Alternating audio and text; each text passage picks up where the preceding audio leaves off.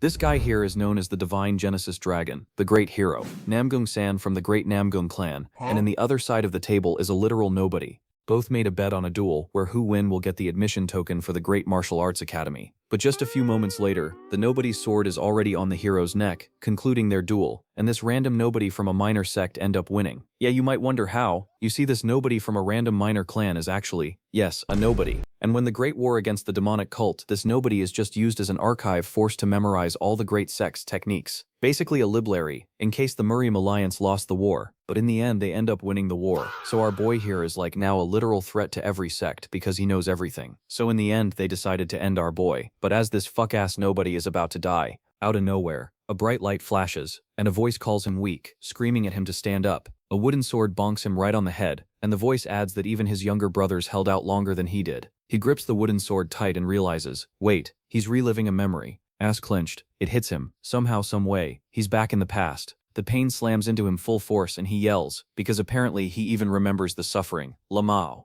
He looks up and sees his attacker and his friends staring at him, completely shook. He's stunned to notice his own ugly-ass younger face. Then our boy clocks the place. It's the training grounds of his old sect. He glances to the side and sees his two closest friends, both clearly worried sick. And that's when it hits him. Jin blushes, realizing they're still alive. No hesitation, none at all. He closes the distance in an instant and pulls them into a tight hug, leaving them completely confused. The baddie asks what's going on, and he remembers how she died in the future. His other friend questions him too. And yeah, he remembers his death as well. Around them the younger disciples just watch, baffled. His friends notice he's crying, and the guy starts wondering if this is some kind of death flashback.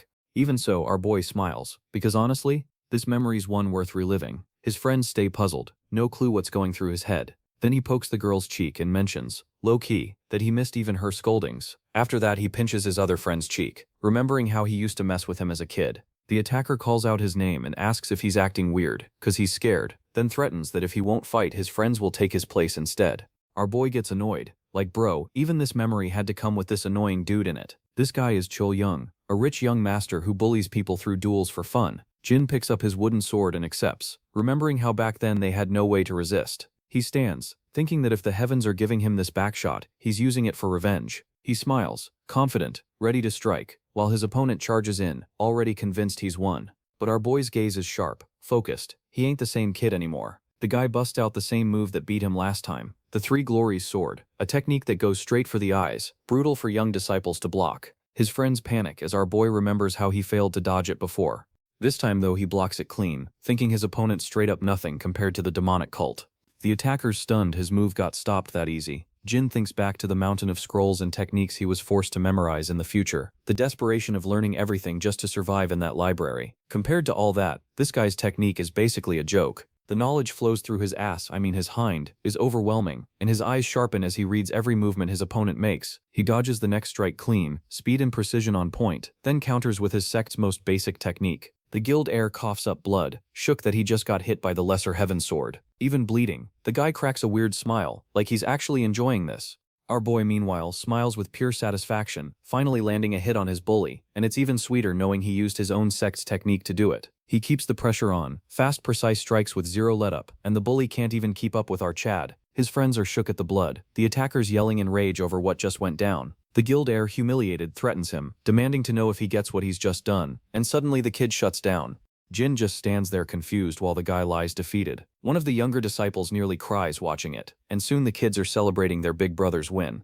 Our boy gets a little flustered from all the attention, thinking he finally taught the bully a lesson and can move on with no regrets. Then bam, he gets punched in the face out of nowhere. The baddie shouts, asking if he's lost his mind pulling something like that. She shakes him, scolding him, warning that the guild might cut their funding because of it. He feels the sting and starts wondering why it hurts this much. That's when it clicks. The disciples are already low on food, and this could make it worse. His friend, dead serious, insists he has to fix this right now, and without another word she punches him again, accusing him of yapping nonsense. Our boy drops, straight up knocked out by his own sectmate. As his vision fades, he realizes, yeah, he's really back in the past. Cut to an old medicine cabinet packed with drawers. He wakes up wrapped in bandages, wearing a mischievous grin, and realizes he's in the infirmary after getting knocked out by his friend. Lying there, he starts recalling how this whole mess started with the return of the demonic cult. In his future, the Muriam Alliance fought them and lost the war. His sect, part of that alliance, got nearly wiped off the map. In the chaos, he got picked because of his post-nut clarity memory. His job was to memorize every secret book and manual the Alliance had, and he tried his hardest not to forget a single word. In exchange, he asked that his sect brothers get spared from the battlefield, but the Alliance leaders backshots him and had him killed in the end. He thought that was it, he was done, but when he opened his eyes he was back in his younger body. All his memories came with him, plus every bit of knowledge from those secret magazines. That's exactly the knowledge he used to wreck the bully who used to torment him. Back in the infirmary, our boy wonders how any of this is even possible. He notices his body's young again, yet the bracelet on his wrist somehow made the trip with him from the future. This is the blue dragon bracelet, taken off an enemy, and it started glowing the moment he died. He's wondering if the bracelet's what brought him back when someone suddenly shouts his name from outside. Not long after, the bully's dad storms in raging, threatening to cut the sect's funding entirely. The young woman tries to calm things down, explaining the boy got hurt in the duel too. But the man won't listen, demanding punishment for our boy.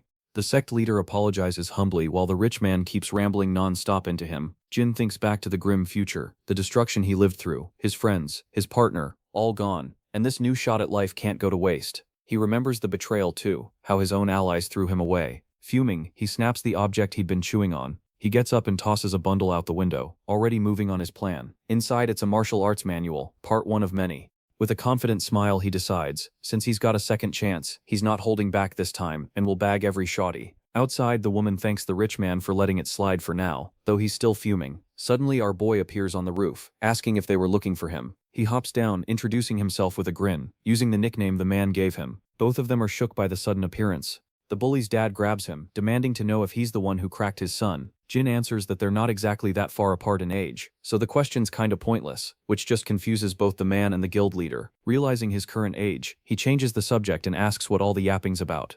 The man accuses him of playing dirty, claiming his son was just passing through. Our boy replies that the man's son had been bullying younger disciples for days straight. Dead serious, he says. If the heir's really that weak, he'll never make it into the Muram Academy. The father loses it at his nerve, while his aide tries to calm him down. But the man is already rage-baited, and grabs Jin and threatens that the sect will face consequences. Our boy just tilts his head, asking what responsibility he's even supposed to carry here. The guild leader laughs, saying the Taeyul sect's already struggling and he can easily find another partner, warning that without his support, everyone there starves. Turns out the sect belongs to the 108 Peaks, part of the Muram Alliance, which lets them recommend one disciple straight into the Muram Academy, no testing needed. But the bully's not even a real sect member. He's the rich heir of a merchant guild, and his dad paid to get him in as a disciple. Knowing all this, our boy calmly tells the man to go ahead with his threat. With a confident smile he declares he'll take full responsibility, daring the man to pull his support. He grabs the guild leader's wrist, no fear at all, and asks why he'd even pick such a weak sect for his son. The father's left speechless. Jin remembers how in his past life, his sect obeyed every single demand and still got betrayed after helping the man's son out. He steps in close and whispers that only the Taeyul sect can save him, though he knows, deep down, that in the future the guild abandoned them anyway. The leader's stunned by his confidence. Jin turns and walks off, saying relying on others for protection means nothing, and strength has to be earned on your own. The man lunges at him, enraged, but our boy stays calm, having already learned that lesson the hard way once. He starts thinking about how he's gonna get stronger, even though he's got no real plan yet. Scene cuts to a mountain landscape at dawn. Somewhere in those mountains sits a dark cave lined with weird glowing webs, and that's exactly where our boy heads to chase his goal. He knows it won't be easy with his sect's weak techniques, so his only real shot is grabbing serious power through a legendary elixir. Lucky for him, he memorized the Alliance's secret elixir records. The plan's simple, use that knowledge to hoard every elixir he can find, but the cave's guardian turns out way more unsettling than he remembered. Still, he braces himself, knowing snagging the 10,000-year-old fire ginseng is step one. He moves in and tries his sect's sword technique, but stops halfway, realizing his strength and skill just aren't there yet. Instead, he grabs a wooden torch and rethinks his approach, recalling a lesson from his past life. Mastering the sword alone just isn't enough. Our boy doesn't care about honor or the traditional path anymore. To him, winning's the only thing that matters. However, he's gotta get there. Ass clenched, he's honestly grateful for the knowledge he's got, cracking a faint smile at the unintended favor the Muram Alliance did him. According to the records, the spider looking like sperm guarding the cave is scared to fire, so he uses that weakness and takes it down easily with flames. The firelight reveals the prize hidden inside. With Guardian gone, he finally steps up to the ginseng. He reaches for it, then stops, deciding he needs to move careful before claiming it. Moments later after consuming it, he screams in despair, saying the result's nowhere near enough. He complains that even after gobbling up something this rare, his internal energy barely budged.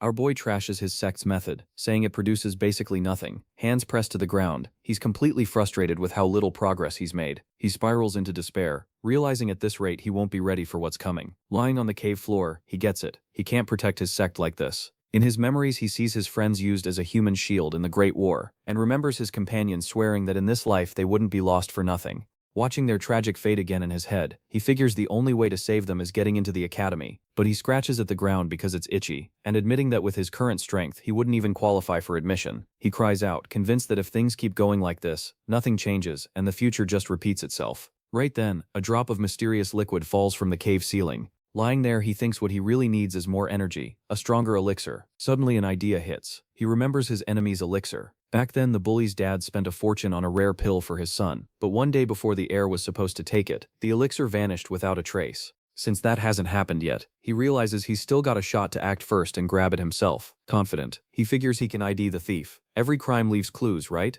Our boy dives into his memories to crack the mystery, digging through the Muram Alliance's monthly reports. His mind works like a whole-ass library, and a trail of connections starts forming, guiding him through endless mental corridors as he searches. He's sure that if he goes through everything carefully, the answer will show itself. So he reviews entry logs and mission reports, piecing it together bit by bit. Names and events start linking up, and eventually a main suspect emerges, with other well-known warriors tied into the case too, strengthening his read on things. After digging deep, he finally finds the clue he needed buried in a scroll. Hands clasped, our boy focuses hard, putting all that accumulated knowledge to work, realizing his whole living archive thing is finally paying off. As the bracelet on his wrist starts glowing, he decides the snowplum pill is his. Standing over the defeated monster, he's confused as the blue dragon bracelet lets off a powerful glow. Then it releases some strange energy out of nowhere, startling him as he tries to figure out what's happening. The energy drifts toward the spider's body like it's got a will of its own, pulling something out from inside it, glowing red. The bracelet's literally absorbing energy straight from the creature's core. He's shocked, realizing it's draining the spider's core directly.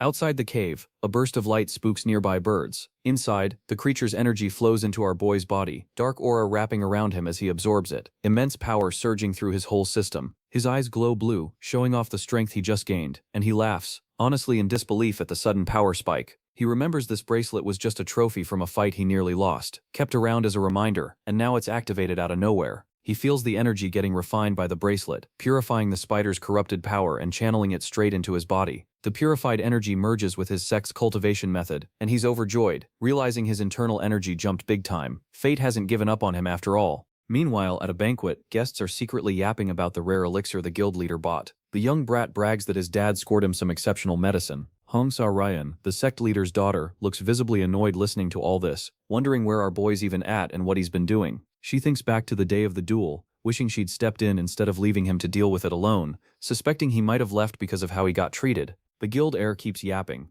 mocking our boy, calling him foolish. Then one of the sect's younger disciples comes running up straight up, secretly punching the brat and calling her name, excited, carrying a plate of food meant for her. The other kids gather around happily while the young master lies knocked out nearby. Turns out the younger disciples already got their payback on the bully. The young master eventually storms off pissed, swearing he'll get revenge once the banquet's over. The young woman scolds the kids for bringing food outside instead of eating properly, but one of them catches her expression and asks if she's thinking about her big brother again. The others tease her, pointing out how quiet she gets whenever he's on her mind, and she gets all flustered. They mention they're saving his favorite food for when he gets back. Hearing that, the pink-haired girl smiles mischievously, like an idea just clicked. Without warning, she starts eating the food they'd saved, declaring that if they don't eat it now, she'll finish it herself. Panicked, the kids scramble to gobble as fast as they can. The young woman laughs at the chaos, still wondering where our boy went off to, muttering that he's an idiot for making everyone worry like this. Our boy finally bagged his first baddie. Night falls, and the celebration keeps going under lantern-lit skies in the guild's courtyard. The guild leader's drinking it up with his guests, while the heir enjoys himself with friends, and a dancer performs for the crowd. Then out of nowhere, several throwing stars strike the roof, unnoticed. A masked figure moves fast across the rooftops, using the distraction to his advantage, dodging an incoming energy attack smoothly as he closes in on his real target. Under the mask, he's confident in the plan. Turns out this is Jang Mulk, a notorious thief, sneaking into the guild's vault to steal the elixir. He pops the container open and admires the valuable pill from the Manhwa sect, trembling with excitement as he takes in the treasure, celebrating that this prize will let him master a whole new technique. But just as he's about to bounce, someone appears behind him. The thief turns. He's not alone anymore, and in a single swift, precise strike, a stranger drops him cold. The stranger grabs the box off the fallen thief and apologizes for what he just did. holding the pill, expresses genuine regret toward the guy he just knocked out, but insists he really needs this item. Grip firm on the box. He's dead serious about how important it is. Scene shifts back a few days before the snow plum pill even got stolen. Inside a shop packed with hunting gear, a man stands behind the counter, noticing someone walk in through the door. Our boy steps inside, says he heard rare stuff gets sold here, then asks with a sly smile if the shop sells traps, the kind meant for people. The man pauses, thrown off by the weird-ass request, boasting his shop's got the finest goods around, except, well, traps meant for humans. Our boy drops a pouch of money on the counter and asks for the strongest traps they've got, specifying he needs something sensitive and powerful both. With a sharp look he explains he wants a trap capable of fully taking out its target. The shopkeeper hesitates, clearly questioning whether he should even go through with a transaction like that. The man yanked his mask off and grumbled that he expected way more from someone with the reputation of a famous thief. With a smug little grin, our boy admired the box holding the prize. Then out of nowhere someone dropped in nearby, hyping him up and calling him senior brother. 2 more men showed up, the 5 swords of Kangshan, congratulating him like he'd just won the lottery. One of them suggested they check the elixir first, just to be safe. The box popped open, the pill inside gleaming like it belonged in a museum. Both men were stunned, but our boy pointed out something off about it, low-key throwing them into confusion since neither of them could catch his drift. Then, with zero warning, our boy bolted the second a voice yelled out asking who was there. In a blink he'd already snatched the box, leaving one of the men frozen mid-thought at how fast that was. The older man barked at his partner to chase the thief down and get their elixir back, and the other swordsman charged in, swearing that stealing from him wouldn't end well. As he ran, our boy yelled back that they were the actual shameless thieves here, since they'd stolen it first anyway. He dodged their attacks with ease as the chase tore through the forest. One swordsman lunged in with a heavy strike, but our boy slipped past it easy, letting the blade slam uselessly into the dirt. Our boy paused just long enough to sarcastically tell the guy to watch his step, and right on cue, one of his traps snapped shut around the warrior's leg. The swordsman screamed in agony as the device clamped down, while our boy watched with zero emotion, completely unbothered. The injured man broke into a cold sweat, his scream echoing through the dark trees. His buddy called out worried, but our boy calmly said he'd already warned the guy. Rage-baited now, the other swordsman accused him of being a coward hiding behind gadgets and traps, charging forward while demanding our boy reveal his identity. Our boy turned back, mockingly asking if that was even directed at him, then asked if the guy seriously expected him to just hand over his master and sect like that. He tossed something to the ground, calling the whole reveal yourself thing an overused cliché. As the swordsman pushed forward, he too got caught in another hidden trap. He gritted his teeth, furious at falling for the exact same trick twice. That's when our boy introduced himself as the new owner of the Snow Plum Elixir. The scene cuts to how he actually pulled this off, digging through records, hunting for martial artists who'd suddenly spiked in strength, which is exactly how he tracked these two down. Realizing this, both swordsmen were shaken, demanding to know how he knew who they even were. Our boy confirmed he knew exactly who they were, which only made one of them start throwing out threats, warning him about the wrath of the Kangshan sect and the Murim alliance. Our boy shot back, basically asking if one thief really had the nerve to call another one a thief. Furious, the trapped swordsman started thrashing, trying to break free through raw force alone. Our boy's eyes went wide watching the guy's sheer stubbornness. The man slammed his fist into the ground, shouting that cheap tricks like this weren't gonna beat him. Suddenly our boy's hidden mechanisms triggered, launching multiple traps in air. The attacker kept yapping threats, while his partner hyped up their strategy. Our boy paused for a second, seemingly thinking through his next move. Then with no warning he just turned and ran, leaving the two confused about whether he was retreating. They immediately gave chase, though one warned the other to stay sharp for more traps. The older swordsman reassured him, explaining they just had to trace the exact path our boy took, step for step. As they pursued, the partner praised how smart that plan was. The two carefully traced his footsteps through the grass, refusing to stray even an inch. Grinning with confidence, they mocked him, saying his tricks weren't going to work this time. Then out of nowhere, our boy leapt and tossed something onto the path, setting off an explosion. He cleared the surrounding traps fast, moving with sharp precision. The pair laughed, thinking they had him cornered, but our boy stood perfectly balanced on a single stone in the middle of the danger zone, looking down for a second, mildly surprised they'd caught on that fast. Without even noticing, one of the swordsmen stepped off the safe path. Our boy watched in silence as everything played out exactly how he planned. In an instant, dozens of traps snapped shut all at once, catching both warriors completely off guard, their own blades flashing back at them in the chaos. Both men dropped, defeated, still not processing what had just happened. Our boy walked up and admitted, honestly, that they were more capable than he expected. He explained that surviving that field required absolutely precise footwork, no room for error. One of the fallen swordsmen called him insane, insisting that kind of movement wasn't even humanly possible. The man demanded to know how he'd pulled off that level of precision through a field packed with traps. Our boy calmly replied it was all thanks to his ridiculous memory, the only gift, he said, that heaven ever actually gave him. With one final strike, both swordsmen met their end in the dark of the forest. The scene shifts to a much fancier setting. The Duel sect of Hefe gets brought up. A composed man sipped his tea while yapping with an elder. This is Jug So-meong, chief strategist of the Murim Alliance. The elder Namgong Tae-won confirmed the topic, pointing out that a bunch of powerful sects had been popping up lately. He suggested it might finally be time to replace one of the 108 peaks. The strategist assumed he meant the Cheoljeom sect. The elder poured him more tea, and mentioned rumors floating around that the strategist was secretly backing that sect. Jug So-meong recalled that a peak could only get replaced if something seriously bad went down. The elder revealed that the Taeyul sect had been abusing its special admission privileges, using it for business instead of what it was meant for. The strategist reacted with genuine shock, asking if they were really abusing their authority like that. With a sly little smile, the elder implied greed was clearly running the show behind it. The scene cuts to the guild, a bird perched up top, watching everything below. Inside, the guild leader sat with the inspector, nervously trying to explain himself, insisting there was no misunderstanding and that he wasn't even trying to grab a spot among the 108 peaks. The inspector replied that those privileges existed to honor the people who actually fought back in the day, and while pouring tea remarked how sad it was watching those values slowly fade away. Meanwhile, our boy sat alone outside after the banquet had wrapped up. Closing his eyes, he started absorbing the energy from the elixir he'd swallowed earlier. Blue energy surged through his body, his strength climbing steadily with every second. He kept meditating, sweat dripping as he fought to keep the power under control, locked in completely on stabilizing the overwhelming rush.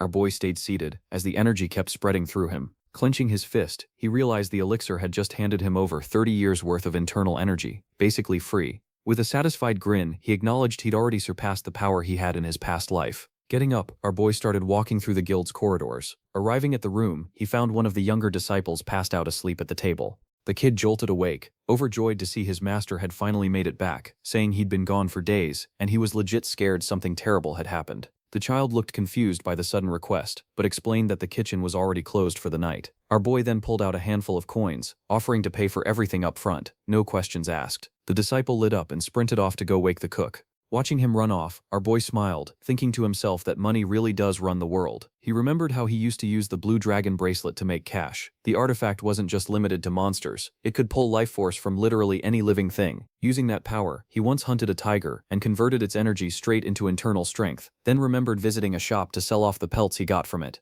Our boy realized he'd stumbled onto a solid way to earn money, but he also understood exactly how dangerous that bracelet's power actually was. It could easily get mistaken for something out of the demonic cult's playbook. The bracelet was way too close to one of the Murim Alliance's forbidden arts for comfort, and if anyone ever found out, his whole sect would be at risk. Right then the boy came back with the food, snapping our boy out of his thoughts. His eyes lit up as he praised the meal the cook threw together. As he ate, the kid watched curiously, clearly wondering why the master hadn't left yet. The disciple then asked if he'd caught the latest rumor going around, explaining that the Merchants Guild had thrown a banquet to celebrate some rare elixir they got their hands on, except during the event, the whole thing got stolen by a mystery thief. The boy added that whoever did it had to be seriously skilled, since they left zero trace behind. Hearing this, our boy choked on his food, fully aware that he was literally the guy responsible. The kid scrambled to hand him water while the master composed himself and pretended like absolutely nothing was wrong. Our boy asked whether the Alliance had figured out who did it, or locked anyone up for the crime, growing uneasy at the thought some random innocent person might have gotten blamed for it. The boy explained that the trail went cold way too fast, so no suspects turned up. Our boy felt relieved but still played it up, acting sympathetic toward the guildmaster for losing something so valuable. The little disciple kept going, saying the incident cut the banquet short, though another celebration was already lined up soon after. When he heard the next banquet was for the Iron Sword sect, our boy immediately tensed up. The boy explained it was for their leader's 60th birthday.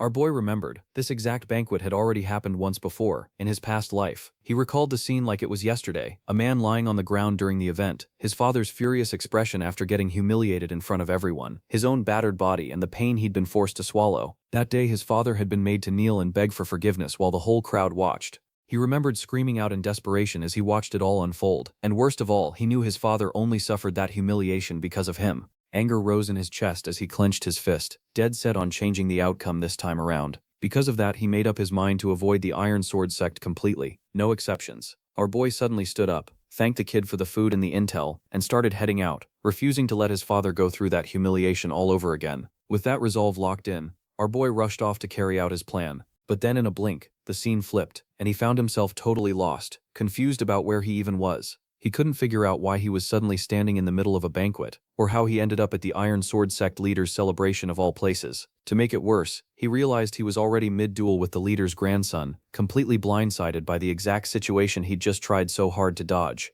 And honestly, it all started a few days ago, when the young disciples gathered in the courtyard of the Tai sect to train. Exhausted after an intense physical exercise routine, they collapse on the stone steps with sore legs. The three Lee brothers, known for their great strength and mutual loyalty, try to catch their breath under the hot sun. One of them complains about the infernal heat, and questions if training so many repetitive strikes will really help their technique. The brothers start joking, remembering that he used to praise Jin So-woon's incredible combat technique. Laughing together, they admit the respect they feel for their senior and wonder what he might be doing at that moment. The youngest of the disciples shows great concern that the young master has been missing for over a week. Poor kid spiraling a bit. They begin to consider if he might be too ashamed to return because of the trouble he caused with the rival, or if he might have abandoned the sect for good, worried sick that the merchant association would take revenge on all the disciples. They praise our boy's good heart, but are surprised by a noise coming directly from the main gate. The little boy's face breaks into a huge joyful smile as he spots the familiar figure crossing the entrance back home. Jin So-woon returns victoriously to the Tai sect, carrying a huge sack full of provisions and coins on his shoulder. He walks with a firm step, remembering all the insults his group constantly suffered from their rich rivals.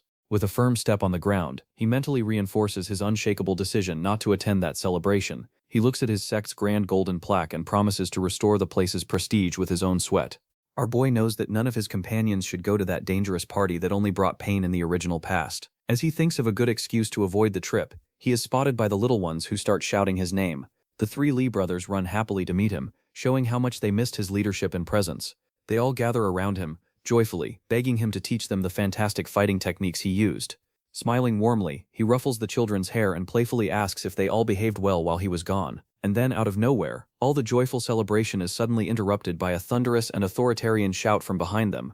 That imposing man is his father, Jin Tae-sun, the leader of the outer hall, who stares at him with his arms crossed seriously. Seeing his father alive and well, Jin So-woon becomes extremely emotional and begins to cry with pure joy and relief. He runs to throw himself into his father's arms, celebrating the wonders that this new chance at life has brought. However, instead of a warm hug, the master gives him a knock on the head, demanding to know what's going on with all this mess. He bellows furiously, reminding him that the sect almost went bankrupt due to the huge trouble the boy caused with the merchants. The news of our boy's return spreads quickly, and soon reaches the ears of the furious and recovered rival. The bully challenges him to a fair rematch, basically asking if he's even got the guts to face him without tricks this time. Jin So-woon gives an extremely wicked smile as he sees his opponent falling right into his psychological trap. He pretends to be blinded by the rival's brilliance, putting on an exaggerated drama to irritate and destabilize his adversary. He mockingly says the opponent's aura is too bright, and that he could never win against someone strengthened by that pill. The adversary trembles with pure hatred and humiliation upon realizing our boy knows all about the stolen elixir.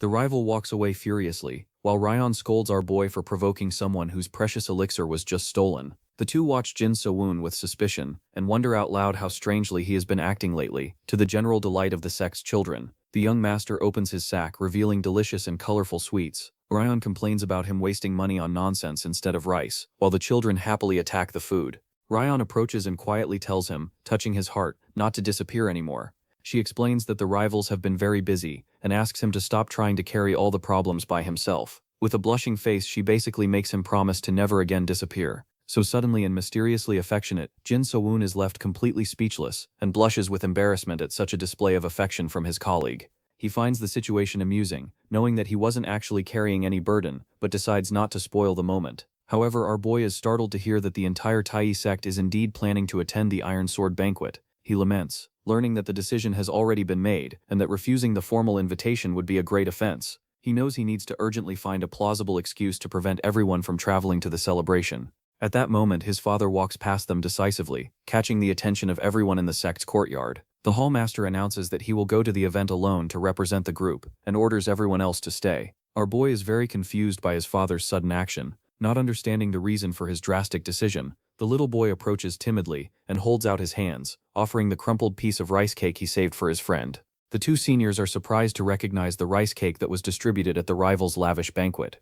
The little one explains, embarrassed, that he saved the sweet with care to eat together, and was thinking he should now just throw it away. Our boy is deeply moved by the boy's pure gesture of having resisted temptation just to wait for him. With a tender and sincere smile on his face, he gladly accepts the simple gift from his dear youngest disciple. Without any hesitation, the young master throws the rice cake into his mouth all at once, leaving his colleague horrified. He chews happily, going on about how delicious it is, while the little boy complains that he ate it all by himself. He apologizes with a laugh and makes it up to the little one by offering all his expensive sweets and treats in exchange for the cake. The little boy's eyes light up with happiness, unable to contain his excitement at the wonderful exchange of prizes. Ryan grumbles that the cake must have been hard and old, but our boy just watches her with a calm and serene look. He reflects that even if they avoid this party, the rival sect will continue to send invitations to humiliate them in the future. With a new resolution in mind, he states basically that they cannot keep running away and suffering in silence for the rest of their lives. He refuses to accept that his dear companions and defenseless children have to endure endless insults. With a bold and determined smile on his face, he decides that they will all indeed go to the Iron Sword banquet. Cut to on the great day of the mystical celebration, a huge and luxurious caravan of carriages advances towards the enemy temple. Upon arriving at the main courtyard of the rival palace, the members of the Tai sect walk together under watchful eyes. Our boy observes the large and intimidating plaque of the rival sect. While listening to his superior's advice, Master Kang Chae-sok severely warns our boy, furiously demanding that he not do anything rash. The boy playfully asks if his superior came to the banquet just to keep a close eye on him the whole time. The master retorts irritably, reminding him of how much he insisted on joining the caravan at the last minute. The merchant also scolds his son, firmly ordering him to maintain his composure and avoid starting new fights. His beloved father remains in total and absolute silence, walking with his arms crossed and a very serious expression. Our boy notices with concern that his father hasn't uttered a single word since they decided to come to this cursed event. Master Kang gives the boy another knock on the head, complaining that he's been too cheeky and yapping back too much. Suddenly, the firm and authoritarian footsteps of another group of warriors interrupt their friendly conversation in the courtyard.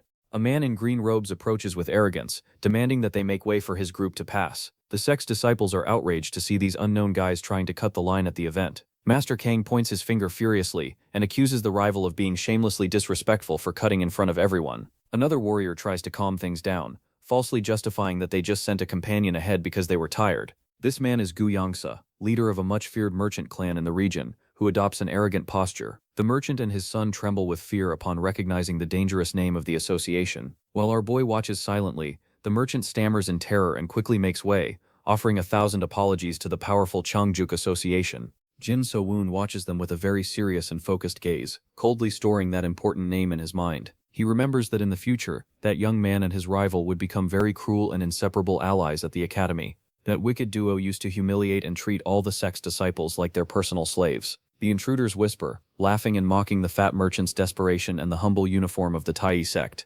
Master Kang and his father listen to the insults in silence, swallowing their pride in the face of the rival's malicious comments. Suddenly Jin So-woon comes up from behind and firmly places his hands on the shoulders of the merchant and his son. He pretends he has never heard of the association and asks, with extreme mockery, for the leader to repeat the group's name. Gu Yangsa turns abruptly with an enraged and disbelieving expression. In the face of such audacity and disrespect, the fat merchant panics completely, stammering as he tries to smooth over the embarrassing situation the boy created. The other warriors around begin to whisper, very scared of the dangerous turn the conversation has taken. Our boy lets out a scandalous laugh and says he probably saw that name written on a bathroom wall. The association members are completely shocked and paralyzed by the direct insult. Consumed by hatred, the rival leader grips the hilt of his shining sword, ready to attack. He draws his weapon, delivering a swift blow, and basically shouts that he's about to cut the insolent young man in half for his insolence. However, firm steps and the elegant sound of female shoes on the floor suddenly interrupt the imminent combat. The attacker freezes his strike just inches from Jin So-woon, who remains motionless and completely serene.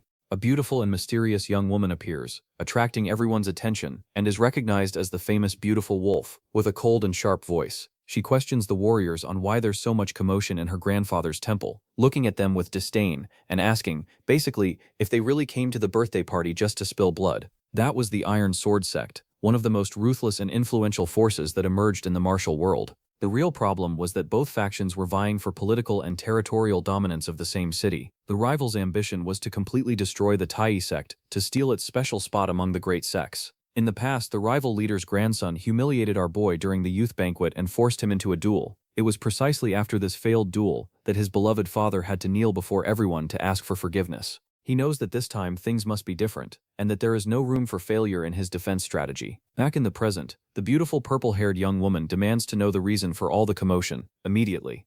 She stares coldly at the association's swordsman, leaving him visibly intimidated by her immense authority. The rival lowers his trembling weapon, and tries to stammer a lame excuse, blaming our boy for the provocation. However, she cuts him off firmly, warning that the sect does not accept line cutters, and tells him to go to the back. Then she formally introduces herself as Seung Moran, and offers a sincere apology to everyone present for the scene. As compensation for the trouble, the young woman offers to personally escort our boy's group inside. They all begin to walk together through the luxurious main corridor of the enemy temple, under the leadership of the influential young woman. The rival tries to woo the beautiful young woman, showering her with exaggerated compliments about her stunning and graceful appearance. She accepts the compliment with a polite smile, but remains focused on guiding the guests to the main party hall.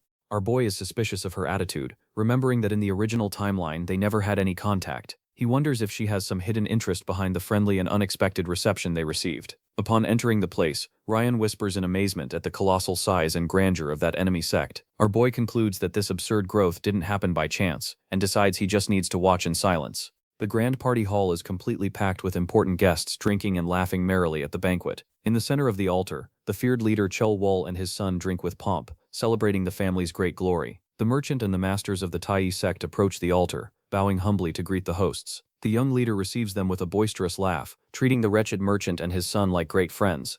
They begin to yap loudly and laugh mockingly, completely ignoring the presence of the Tai sect masters. The hosts spew venom, going on about the unfair privilege that the weak sect still holds before the Marim alliance. Seung Moran interrupts the provocation, and politely introduces the leaders of the Tai sect to her proud father. The young leader looks down on him with a half-closed gaze of pure arrogance and undisguised superiority. Jin So-woon's father and Master Kang cordially introduce themselves according to the alliance's protocol. Suddenly the host mentions a mysterious incident that occurred over 20 years ago involving the young man's father. Jin So-woon's eyes widen in confusion, having no clue what that secret from his father's past could be. As they walk, the rival master mockingly asks how Leader Hong's health is and who these young people might be. He looks at them with disdain, stating that neither of them seems to have a bright or promising future in the martial world. The rival basically says nobody should expect anything good out of the weak Tai sect's basic training. Seung Moran listens in silence to his malicious comments about how it would be a waste of time to focus on that technique. The rival master lets out a cruel laugh, saying our boy would end up becoming just a third-rate fighter, but his arrogance is suddenly broken by a bold statement from Jin So-woon that catches everyone's attention in the room. Our boy comments in a mocking tone that every word coming from that man's mouth is incredibly irritating and empty. The opponent explodes with fury and shouts, demanding to know what kind of nonsense the insolent young man is yapping. Jin So-woon pretends to apologize ironically, claiming he only meant to think that, not say it out loud. Master Kang hastily scolds our boy, ordering him to stop causing trouble with the influential hosts. Ignoring the scolding, our boy asks very seriously about what really happened 20 years ago. His beloved father remains silent and thoughtful, wearing an expression of deep sadness on his face. Master Kang gulps and looks away, showing that this matter from the past is extremely painful.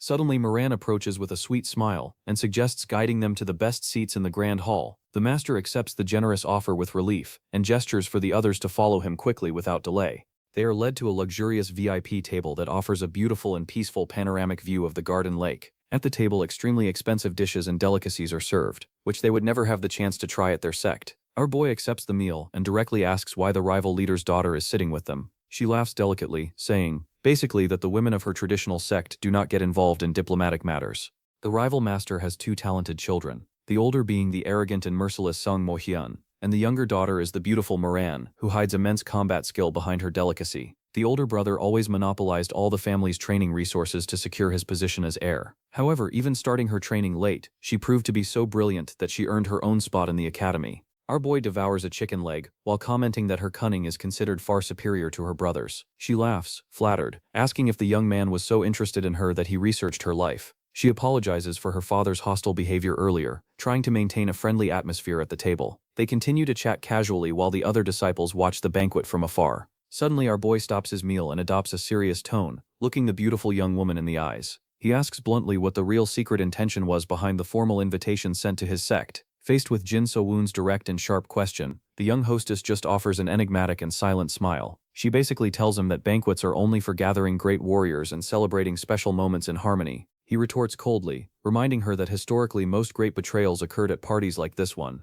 The young woman narrows her eyes at our boy's sharp response, showing that she underestimated him at first. She stands up praising his intelligence and says goodbye, claiming basically that her free time has unfortunately run out. She bids farewell to everyone with a flawless and graceful bow before leaving the group. Her footsteps echo softly on the courtyard floor as the members of the Tai-Chi sect watch her leave in silence. Sung Moran huffs jealously with her arms crossed, while our boy watches the young woman with great suspicion. In the illuminated outer courtyard, several young men from rich clans try to flatter her with exaggerated compliments about her beauty. They bow ridiculously, begging for the honor of having the young woman sit at their respective dinner tables. The young men push each other, vying for her attention in a pathetic and shameful way right in the middle of the grand courtyard. Suddenly a maid's desperate scream echoes, cutting through all the pathetic flattery of the rich heirs, the maid yapping and looking for her mistress in a panic, not knowing that Moran has escaped from everyone by climbing the roof. Lying relaxed on the dark tiles, the young woman eats a skewer. Relieved to escape so many annoying flatterers, she reflects on how Jin So-woon was the only interesting warrior who maintained his pride in the face of the night's dangers.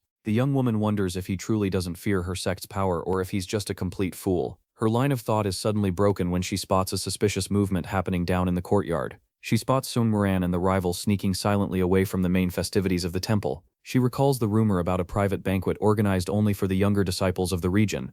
The young woman found it kinda sus that only the two of them were heading to that shady location, no cunning backup from our boy at all. A wicked little grin crept onto her face as she realized this night was about to be absolutely loaded with fun and big revelations. Then, out of nowhere, someone tapped softly on the paper door of the room where Moran was quietly chilling. Our boy slid the wooden door open, and his eyes went wide the second he clocked who it was. None other than the illustrious Sung Moran herself, standing right there. Caught off guard, he asked, surprised, what could possibly bring someone as beautiful and influential as her to his room this late? She personally told him she was there to invite him to the exclusive youth banquet her brother had thrown together for the warriors. Our boy politely thanked her but turned her down, saying he and his crew were too wiped out from training. Sung Moran smirked and hinted that maybe not everyone in his sect was actually that tired, and then dropped the bomb that Saryon had already gone ahead to the banquet without him, which left him frozen in shock. Our boy remembered with a bitter sting that it was at this exact same youth banquet years ago that he'd accepted the duel that wrecked his father. That old humiliation was basically the whole reason he wanted nothing to do with tonight's celebration. Still, he realized he didn't really have a choice anymore. He had to go and make sure nothing shady happened to her. Our boy suddenly stopped walking, dead set on calling out the young hostess right then and there. She looked at him surprised when he asked her point blank if her own family would even be capable of setting a trap for their guests. He straight up accused her of playing dumb about the messed up plans her sect had cooking against them, wondering out loud if she genuinely had no clue what her father and older brother were plotting. She coldly admitted that yeah, the Tai sect was a major roadblock standing between them and the top of regional power. Sung Moran proudly insisted her prestigious family would never stoop that low or act so shamefully. Our boy flashed a defiant, kinda wicked smile at hearing that naive little declaration of nobility. He accurately called it. Her brother was going to try wrecking his sect's reputation without mercy, doing everything possible to turn them into the laughingstock of the whole celebration. She looked away, irritated, and accused him of being a paranoid dude who saw danger in literally everything. He kept walking, firm, and replied he'd honestly love it if all this suspicion turned out to be nothing but his own paranoia. The luxurious pavilion built right over the artificial lake glowed under the golden light spilling from its windows. Inside the hall, the bastard heir was mockingly giving a speech, wineglass in hand in front of the guests. He openly scoffed, calling it absurd that the broke, bankrupt Tai sect still somehow held any prestige within the alliance. The rival humiliated Saryon in front of literally everyone, calling her sect's so-called special privilege pathetic. The other disciples burst out laughing, feeding off her awkward, embarrassed silence. Saryon sat there listening in silence, holding it together. The rival kept mocking her, raising his glass, and saying he'd rather hear the official response straight from her sect itself. He shoved the drink at her in a completely outrageous way, intimidating her into agreeing with the insults he'd just thrown. Suddenly a firm voice cut through the hall. Our boy came to save the day. Her eyes went wide and she trembled in shock, instantly recognizing that calm voice from the entrance. Sung Moran also walked into the party hall like she owned it, sparking whispers and awe from every guest in sight. The bastard heir tried inviting her to sit next to him, but she coldly shut him down, saying she was only there as an escort. The loser crawled on the floor, still in disbelief that the young master had shown up accompanied by the noble Sung Moran. Jin So-woon just gave a cold half-smile, and with an icy edge, asked who exactly the guy meant by adversary. He pointed a finger and asked if a coward who watches his own companion get humiliated even deserves any respect at all. Sung Moran yelled at them to knock it off immediately, demanding to know what on earth our boy thought he was doing there. He played innocent, teasing that he only showed up because he was worried she'd cause another scene, though secretly, he was scanning the corner of the room, low-key analyzing everyone's reactions. Our boy noticed two heavy hitters from the richest sex, still talking quietly over by the honor altar. That was Namgung-san, a legendary prodigy considered the most brilliant hidden dragon of his generation. Right beside him sat the rival heir, Song Mo-hyun, known for his destructive strength and downright sadistic temper, the bastard novel. Song Mo-hyun shot up furiously, and with total disdain asked if our boy had decided to start butting into other people's business now. He smirked, hinting that this meddling kid was about to catch all the consequences meant for his companion. Jin So-woon stayed dead silent, staring back with a completely blank, unbothered expression, showing zero fear. Instead of even answering, the guy just reached out and grabbed a big juicy chicken leg off the plate. His opponent stared at him, confused and irritated by how casually he was ignoring the challenge just to eat chicken. Chewing like it was nothing, our boy got ready to drop a response that was about to leave the entire room shook. Chewing happily, our boy pointed out that for new water to be clean, it's gotta come from a purified source. He pointed at the rival and asked why his sect still hadn't been accepted among the Alliance's top 100 clans. With a smug little smile, he revealed the real reason: the bloody internal conflict that went down 60 years ago. His opponent's eyes went wide, going pale as it clicked that this kid actually knew his family's darkest secret. He flashed back to the tragedy where blood brothers drew swords and took each other out fighting for control of power. Our boy played it sympathetic, saying sure, they were strong warriors but their disloyalty was undeniable. He asked, dripping with irony, who'd even have the guts to trust a bunch of traitors watching their back in a real fight. Our boy just slammed the glass nonchalantly, while mocking, and said with total cynicism that he'd rather keep his distance from people that untrustworthy. The other warriors in the room murmured in shock, realizing the Alliance really would hesitate to accept this sect. Completely beside himself with rage, the enemy stormed forward and violently grabbed our boy's collar. He shouted furiously, demanding to know how this kid dared bring up the most shameful incident in his sect's history. Suddenly the imposing figure of Master Kang appeared behind them, demanding to know what the aggressor thought he was doing. Intimidated by the master's terrifying presence, the guy let go of the collar and backed off, stammering out excuses in a panic. The heir, Song Mo-hyun, stepped in and warned that disrespecting a guest of the house was completely unacceptable for their sect. He stared at our boy, saying this insult was basically the same as spitting straight in his face. Morin tried to jump in and defend our boy, but her older brother told her to stay quiet and mind her own business. The heir accused him of maliciously ruining the whole banquet's vibe, just to twist the conversation into something ugly. Worried about how dangerous things were getting, Soryeon bowed and offered a sincere apology, taking full responsibility. To everyone's shock, Jin So-woon calmly took the blame instead, admitting he was the one who ended up wrecking the celebration. He bowed respectfully to the rival heir, saying flat out he had no excuse for what he did. Morin watched the apology unfold in total shock, unable to wrap her head around this suddenly peaceful side of him. He also apologized to the rival, catching Soryeon totally off guard with how sudden his humility was. The heir stared him down with a cold, calculating look as our boy announced they'd be leaving the party. Jin So-won called the young woman over and started walking toward the exit, her trailing behind, still confused and shaking. But then a cold, sharp voice ordered them to stop before they'd even made it out of the courtyard. He said with total disdain that letting them leave without paying for the insult would completely wreck his sect's reputation. Jin So-woon glanced sideways as the enemy bragged about being the grandson of the organization's supreme leader. The other disciples smirked, knowing their host wasn't about to let this slide with just words. Song Mo-hyun laughed manically and officially challenged him to a martial arts duel right there in the courtyard. Watching her cruel brother throw down the challenge, Song Mo-hyun tensed up, realizing there was no way out of the fight now. Out of nowhere, our boy let out a dark laugh, clearly thrilled with how things were unfolding. He laughed loudly, celebrating that fate was playing out exactly. Morin watched him from a distance, gutted, fearing the worst for the disciple she'd tried to protect. Back at the inn, he explained to his master that if he hadn't taken the fight, the rival would have definitely gone after Soryeon instead. Soryeon cut in, head down, admitting through tears that her senior really had done it to protect her. Our boy tried cracking a joke to lighten things up, but she shot back that it didn't change the fact he'd made a seriously risky call. She asked, distressed, if he really thought the rival leader's grandson would be an easy win just from luck. The young woman broke down sobbing, face red, moved by how much danger he was about to walk into for her. Desperate at her crying, he asked her to calm down, promising he already had a foolproof plan to come out on top. Master Kang bellowed furiously, saying his unfunny jokes were only making the girl cry harder. Kang demanded our boy's father finally do something drastic about his reckless son, but the father just stayed silent. Jin So-woon seriously asked the master not to step in, swearing he could handle the whole situation on his own. Master Kang gritted his teeth, pure frustration at the kid's unshakable stubbornness in the face of every warning. With no argument left, the master turned his back, irritated, and gave up trying to talk him out of it. The father watched him in silence, worry all over his face, while our boy mentally promised himself everything would work out fine this time. The next day, the towering headquarters of the Iron Sword sect stood tall under the blue sky for the start of the long-awaited duel. Our boy's baddie came running desperately toward him, warning that something really serious had gone down. She revealed that the leader of the outer hall was caught in a bad situation, leaving our boy completely intrigued. He was floored realizing the full weight of what he'd just heard about his own father, and without wasting a second, he bolted down the corridors trying to stop the worst from happening. On the training grounds of the Iron Sword sect, the exact worst-case scenario everyone had been dreading had already come true. A massive crowd had gathered, yapping about some disciple from the Tai sect who dared to insult the hosts. Our boy got to the duel site and was hit with a humiliating scene playing out right in front of him. The leaders of the Iron Sword sect watched everything from above with smug, mocking smiles. The leader apologized to the Alliance strategist for the mess, but the guest just told him to hurry up and sort it out. The Murim Alliance strategist found it ridiculous that this kind of public humiliation was happening right in front of him. He realized the rival sect was fully committed to getting their enemies kicked out of the territory for good. Our boy's father begged on his knees for mercy, taking the blame for whatever his son had supposedly done wrong. The rival leader demanded to hear exactly what unforgivable offense the Tai heir had committed. Head down and bleeding on the ground, the man admitted his son had said some things that insulted their sect. The rival started yapping about the man's past, but got cut off by our boy's furious shout as he arrived on the scene.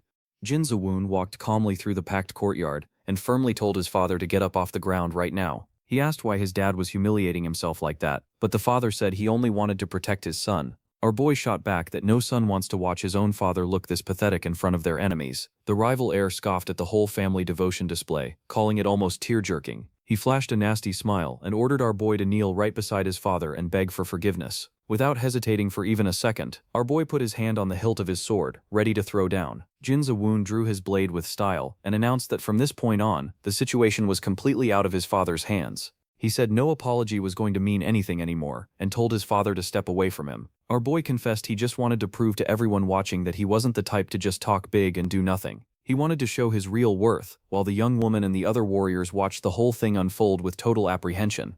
The father slowly backed away, staying silent, quietly paying the price for the stubbornness of his boy, who insisted on fighting this one alone. Jin Soo-woon looked back with pure determination, and promised his father he wasn't about to disappoint him in this brutal confrontation. Tension rose under the clear arena sky, as the two rivals finally squared up for the duel. So Moyan taunted our boy, daring him to show what his sect was actually capable of, saying he wanted to see what 100 Peaks heir was really made of. The rival had grown up with every resource money could buy, but our boy had his own edge too. The adversary's heavy blade just didn't match up well against Jin Soo-woon's light, fast style. As our boy was about to strike, his attack was suddenly blocked. Their swords clashed in a brutal mid-air collision. Annoyed at watching the kid dodge like a rat, the heir gripped his giant sword even tighter. The two traded strikes one after another, attacks that sent rocks flying across the arena as they hunted for an opening. The opponent unleashed an extremely violent vertical strike, clearly aiming to split our boy in half for good. The colossal impact cracked the ground open and kicked up a massive cloud of dust and pebbles across the whole courtyard. The Alliance strategist watched it all, thinking the Tai sect's supposed lack of talent seemed true after all. Through the dust, the rival smirked arrogantly, mockingly asking if that was seriously all the power the kid had. Jin So-woon was now in the ground after the huge impact, sweat dripping down his face from the pressure. The enemy trashed the young man's fighting style, claiming there was nothing impressive about it whatsoever. Our boy regained his footing and told his opponent to shut the fuck up once and for all. He charged forward at full speed, saying this deadly showdown was only just getting started. They went right back to trading fast, intense blows, eyes locked completely onto each other's movements. The Tai heir felt the crushing pressure of the impact, and quietly admitted to himself that his opponent was seriously strong. The rival leaned in close with a sadistic smile, and asked if there hadn't been someone just like him around once before. He revealed that in the past, some guy had dared to insult his sect, and ended up losing badly to his father. Back then, our boy's father had flat out refused to apologize for a crime he never even committed, and paid for that pride with brutal punishment. He was cruelly burned with a red-hot metal blade, leaving deep scars scorched across his back, chest, and stomach. With a sick, malicious grin, the opponent got ready to drop the reveal of exactly who that man was. He announced that the humiliated, defeated man from the past was none other than our boy's father. Our boy got hit with a wave of pure shock, the memory of his father's terrible scars flashing through his mind. Completely stunned by the reveal, Jin So-woon looked back, still trying to process the weight of that old humiliation. His father just watched him in silence, his gaze heavy. Taking full advantage of the distraction from that secret finally surfacing, the rival landed a violent kick and shouted at him not to look away mid-fight. Jin So-woon got launched hard by the impact, rolling across the stone ground while the crowd screamed. His companions cried out his name in panic, seeing him get hit that directly. Our boy struggled to get back up, his mind flooded with all the pain and humiliation his father had swallowed. The opponent scoffed, saying father and son were both just arrogant fools who didn't know their place. The crowd murmured mockingly, agreeing the Tai sect had always been and always would be pathetic. The enemy leaders smiled victoriously from the balcony, sure history was about to repeat itself. Jin So-woon took a deep breath and calmly asked if everyone really believed all this nonsense. Our boy mentally braced himself, ready to unleash everything he had and end his rival's arrogance for good. The rival advanced confidently, throwing a quick strike while mocking our boy's simple techniques. With total ease, our boy dodged by leaning back with insane reflexes. The opponent was thrown off seeing his strike whiff completely, meeting Jin So-woon's cold, piercing stare instead. The air continued its attack, unleashing insanely fast strikes. Our boy suddenly activated Ultra Instinct and dodged every strike easily. He found himself completely boxed in by a flawless, unpredictable technical sequence. The rival bellowed furiously, demanding to know what kind of dirty trick the kid was pulling now. As the air gathered all its strength for a final attack, our boy countered with another lesser technique, landing multiple cuts into the air, making him stumble in the ground. Our boy cracked a sarcastic smile, asking if that was really the limit of this feared enemy sect's power. Humiliated and furious, the opponent gritted his teeth and called our boy an insignificant insect. Gathering every last bit of energy he had, he raised his giant blade, dead set on crushing the air once and for all. The rival unleashed his ultimate mountain-breaking technique, slamming his massive sword down with destructive force. The thunderous impact cracked the stone floor and sent spectators stumbling back, scared of the shockwave. The warriors covered their faces terrified for Jin So-woon somewhere beyond the dust. The opponent kept swinging brutally through the dirt cloud, determined to finish our boy off, blind with rage, screaming that he'd crush that damned insect who dared mock his strength and bloodline. To everyone's shock, Jin So-woon emerged completely unscathed in the air, parrying the attack with unreal lightness and precision. The rival panicked, watching his most destructive blow get nullified that easily. Jin So-woon stayed locked in, fully focused, as their blades clashed again and again. They traded rapid attacks, sparks flying through the dust curtain covering both fighters. The enemy leader watched from a distance, horrified realizing the Tai sect's swordsmanship was simply too sharp for his son. The Alliance strategist smiled, genuinely impressed, noting the kid's real combat experience was on a whole different level. The crowd panicked watching their favorite Pokemon get pushed back so humiliatingly. Our boy reflected on all the resentment and injustice from the past that had carried all the way to this moment. He knew winning this duel alone wouldn't be enough to break his family's cycle of suffering and fate. The rival leapt in with everything he had, shouting that our boy's luck was about to run out for good. Mo Hyun tried landing one final desperate blow with his giant sword against the agile Tai air. Our boy dodged in a flash and touched the opponent's chest, channeling some kind of mysterious spiritual energy into him from his bracelet. The rival's eyes went wide, hit with a sudden wave of weakness, realizing something seriously strange had just happened. He tried to strike again, asking what kind of trick that even was. As Jin So-woon advanced with total confidence, our boy mentally locked in a guarantee. After today, the rival sect would be humiliated for good. The giant sword went flying through the air as the once arrogant Mo Hyun got thrown back, completely finished. The whole crowd stood in absolute shock at the brutal collapse of their prized Pokemon. The young rival, sweaty and bloodied, couldn't wrap his head around how he'd lost so humiliatingly. The enemy's massive heavy weapon dropped helplessly and slammed into the ground. Mo Hyun scrambled backward in fear across the courtyard floor, trembling with hatred and disbelief that his prized blade had been snatched from his own hands with ease. He clenched his fists, mentally cursing himself for getting humiliated in front of everyone by someone he despised that much. Blind with fury, the pathetic weirdo picked up its weapon and charged at our boy, screaming with whatever hatred he had left. With total ease, Jin So-woon dodged the sloppy, disordered attack and tripped him. The attacker face-planted straight into the stone ground, another shameful fall right in front of the Alliance leaders. Bleeding from the mouth, he tried to figure out why his own body suddenly felt so heavy and slow. Up on the balcony, his powerful grandfather watched everything unfold with a dark, deeply disappointed expression, almost stating that someone is getting backshots tonight. Mo Hyun coughed up blood and tried stumbling back to his feet. He screamed, trying to attack again, only for our boy to just stand there, calm and completely nonchalant. Jin So-woon dodged the pathetic, clumsy lunges of his exhausted opponent with ease. The massive enemy sword stayed stuck in the ground, standing between the winner still on his feet, and the rival now kneeling in defeat. The injured guy's eyes went wide in total panic, realizing he could no longer control his own internal energy. He tried to concentrate his power but felt his spiritual flow completely collapse, making every technique he knew impossible to pull off. Jin So-woon lunged forward and mockingly noted that his opponent's internal energy cultivation was way too weak for someone claiming to be an heir. The rival collapsed to the ground again, pathetically, refusing to accept he was being overpowered in raw spiritual strength. He was furious, having downed his sect's best elixir, and still somehow losing in internal power. Mo Hyun spiraled into despair, realizing he was being completely outmatched by someone he'd once written off as weak. Our boy slowly raised his blade, ready to bring the clash to a definitive end in front of everyone watching. The fallen rival suddenly remembered the touch he'd taken at the very start of the fight and started to suspect something was seriously wrong. He replayed it perfectly in his head, the moment our boy's hand touched him and mysteriously drained his energy. Losing it completely, he pointed his finger and accused the Tai heir of using forbidden sorcery in an official duel. He screamed, calling our boy insane and demanding to know if he had any idea who was watching this fight. The defeated guy accused him of being a spy for the demonic cult and demanded the guards capture him right then and there. The old master watched his kneeling heir's humiliation, yapping out lies in a desperate attempt to flip the shameful defeat around.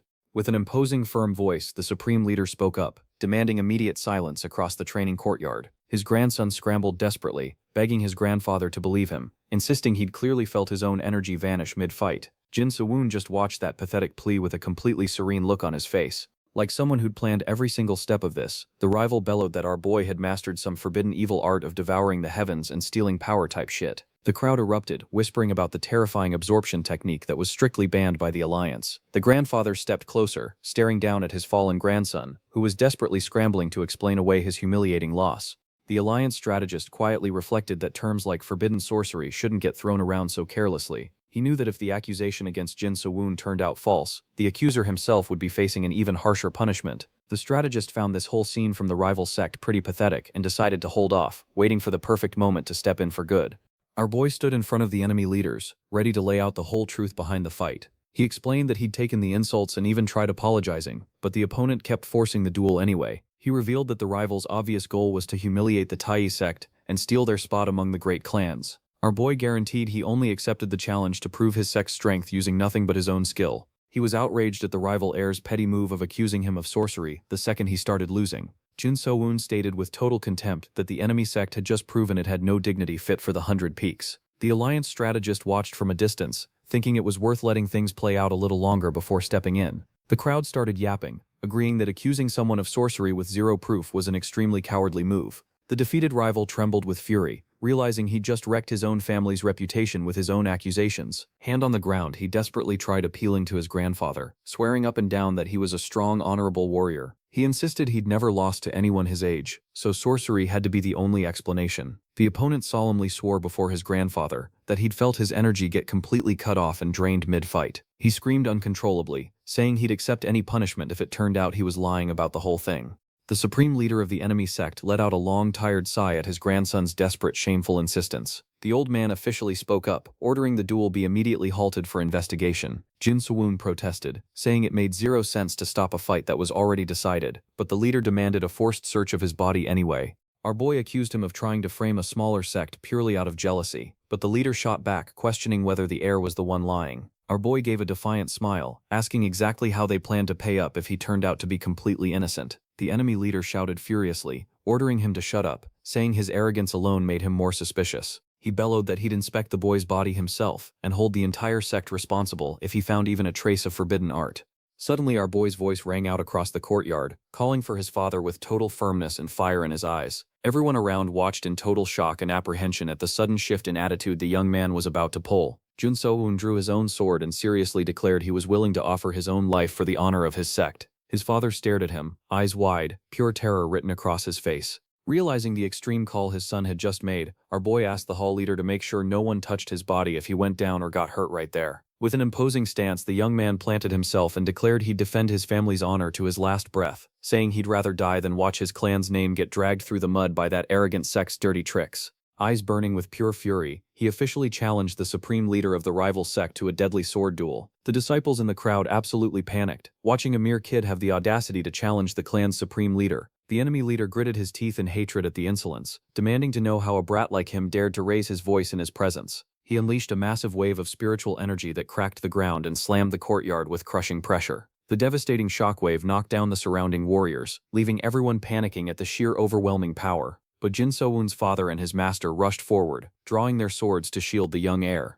Our boy shouted in surprise, watching his father and master bravely plant themselves right in front of him against the danger. His father roared furiously, telling him to stand down, guaranteeing that no worthy father would ever send his own son to die first. The rival leader laughed viciously and charged in with everything, promising to cut off the opposing sect's bloodline for good. That day, the disciples and warriors watched the deadly charge in total panic, terrified a bloody tragedy was about to unfold. Then, out of nowhere, A calm but extremely firm voice rang out across the packed courtyard, ordering all of this madness to stop. The powerful enemy leader halted his deadly attack, stopped cold by the sudden intervention in the arena. The alliance strategist stepped between the fighters, demanding with total authority that everyone sheath their swords. The rival leader retreated, surprised and frustrated, watching a figure of that much political weight step directly into the dispute. The strategist looked seriously at our boy and ordered him to put his weapon away too. No more conflict needed. But with a look full of pure determination, Jin So-woon refused to sheath his sword in front of the present authority. The rival leader shouted furiously, calling him insolent for daring to disobey the Murim alliance strategist.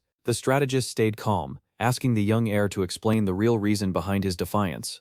Our boy explained that the enemy sect had used the duel as an excuse to humiliate them, then cornered him with straight-up lies. He bluntly asked where the strategist even was, while his family was being humiliated, and why he should trust his authority at all. The strategist smiled, finding the attitude bold, admitting the young heir clearly had uncommon courage. He said his word carried the full weight of the alliance, but admitted he'd been watching the fight, waiting for the right moment to step in. He quietly approached Jin So-woon and asked what the young man actually wanted to settle the dispute. Our boy stared down the supreme leader with a piercing gaze. He pointed his sword and revealed that what he wanted most was the head of the enemy sect's leader. The strategist gave a discreet smile, finding that extreme demand incredibly bold and courageous. He realized that even if the kid lost his life in the fight, he'd die a martyr and permanently wreck the rival's reputation either way. Fascinated by the whole situation, the strategist realized this incident was going to spell the enemy sect's downfall. He asked the master of the Iron Sword sect if he was confident enough to bet his own sect's name on it. The old master tried to dodge, claiming investigating forbidden arts was every alliance member's duty. Now the old fossil's a bitch. He proudly guaranteed he'd take full responsibility through his own combat strength in the duel. The alliance strategist listened to the offer with disdain and decided to raise the stakes even higher against him. He challenged the master to also put up his sect's legendary sacred weapon as collateral for the boy's innocence. Our boy was stunned watching the alliance master pressure the rival leader with a stake that high. The sacred weapon was that family's most precious treasure, and our boy recognized the brilliance of the strategist's move instantly. The old master panicked, claiming he never agreed to bet the greatest treasure passed down from his ancestors. The strategist shot back that if he was so sure of the boy's guilt, there was no reason to fear the verification at all. The spectators whispered that the whole thing felt unfair, growing suspicious of the supreme leader's real motives. They started thinking the enemy sect was just abusing its power to pull off something despicable. The leader of the Iron Sword sect stayed silent under the crushing pressure of the whispers and accusations from the packed crowd. With no other way to save face, he ended up accepting the strategist's proposed physical verification.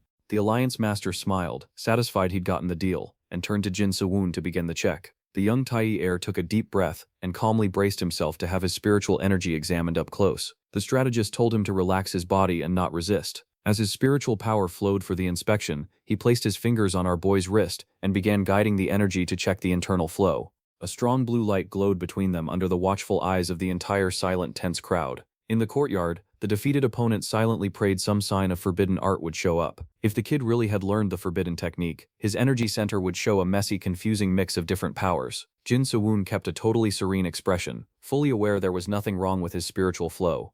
The alliance master deepened his focus, feeling the young man's energy move flawlessly clean. His eyes widened slightly in surprise at the extraordinary, flawless cultivation he found inside the kid. Everyone around held their breath, anxiously waiting on the final verdict that would decide the sect's fate. The strategist pulled his hand back and officially declared that our boy had never learned any type of forbidden art, period. The old leader of the Iron Sword sect completely fell apart, unable to accept that the kid really was innocent. The defeated grandson lost it, screaming that it was a lie, crazily begging everyone to believe his accusation anyway. The rival leader refused to accept the verdict, deciding to check the young man's internal energy with his own hands instead. Consumed by hatred, he suddenly lunged at our boy, catching everyone completely off guard with the treacherous attack. The old master slammed a brutal discharge of electrical energy straight into Jin So-woon's chest, showing zero mercy. The young heir screamed in pain as his father and master desperately tried to intervene against the cowardly assault. Our boy took the violent hit and spat out a huge amount of blood across the training courtyard. The clan's young woman completely broke down, screaming for her grandfather to stop the attack before he actually killed the boy.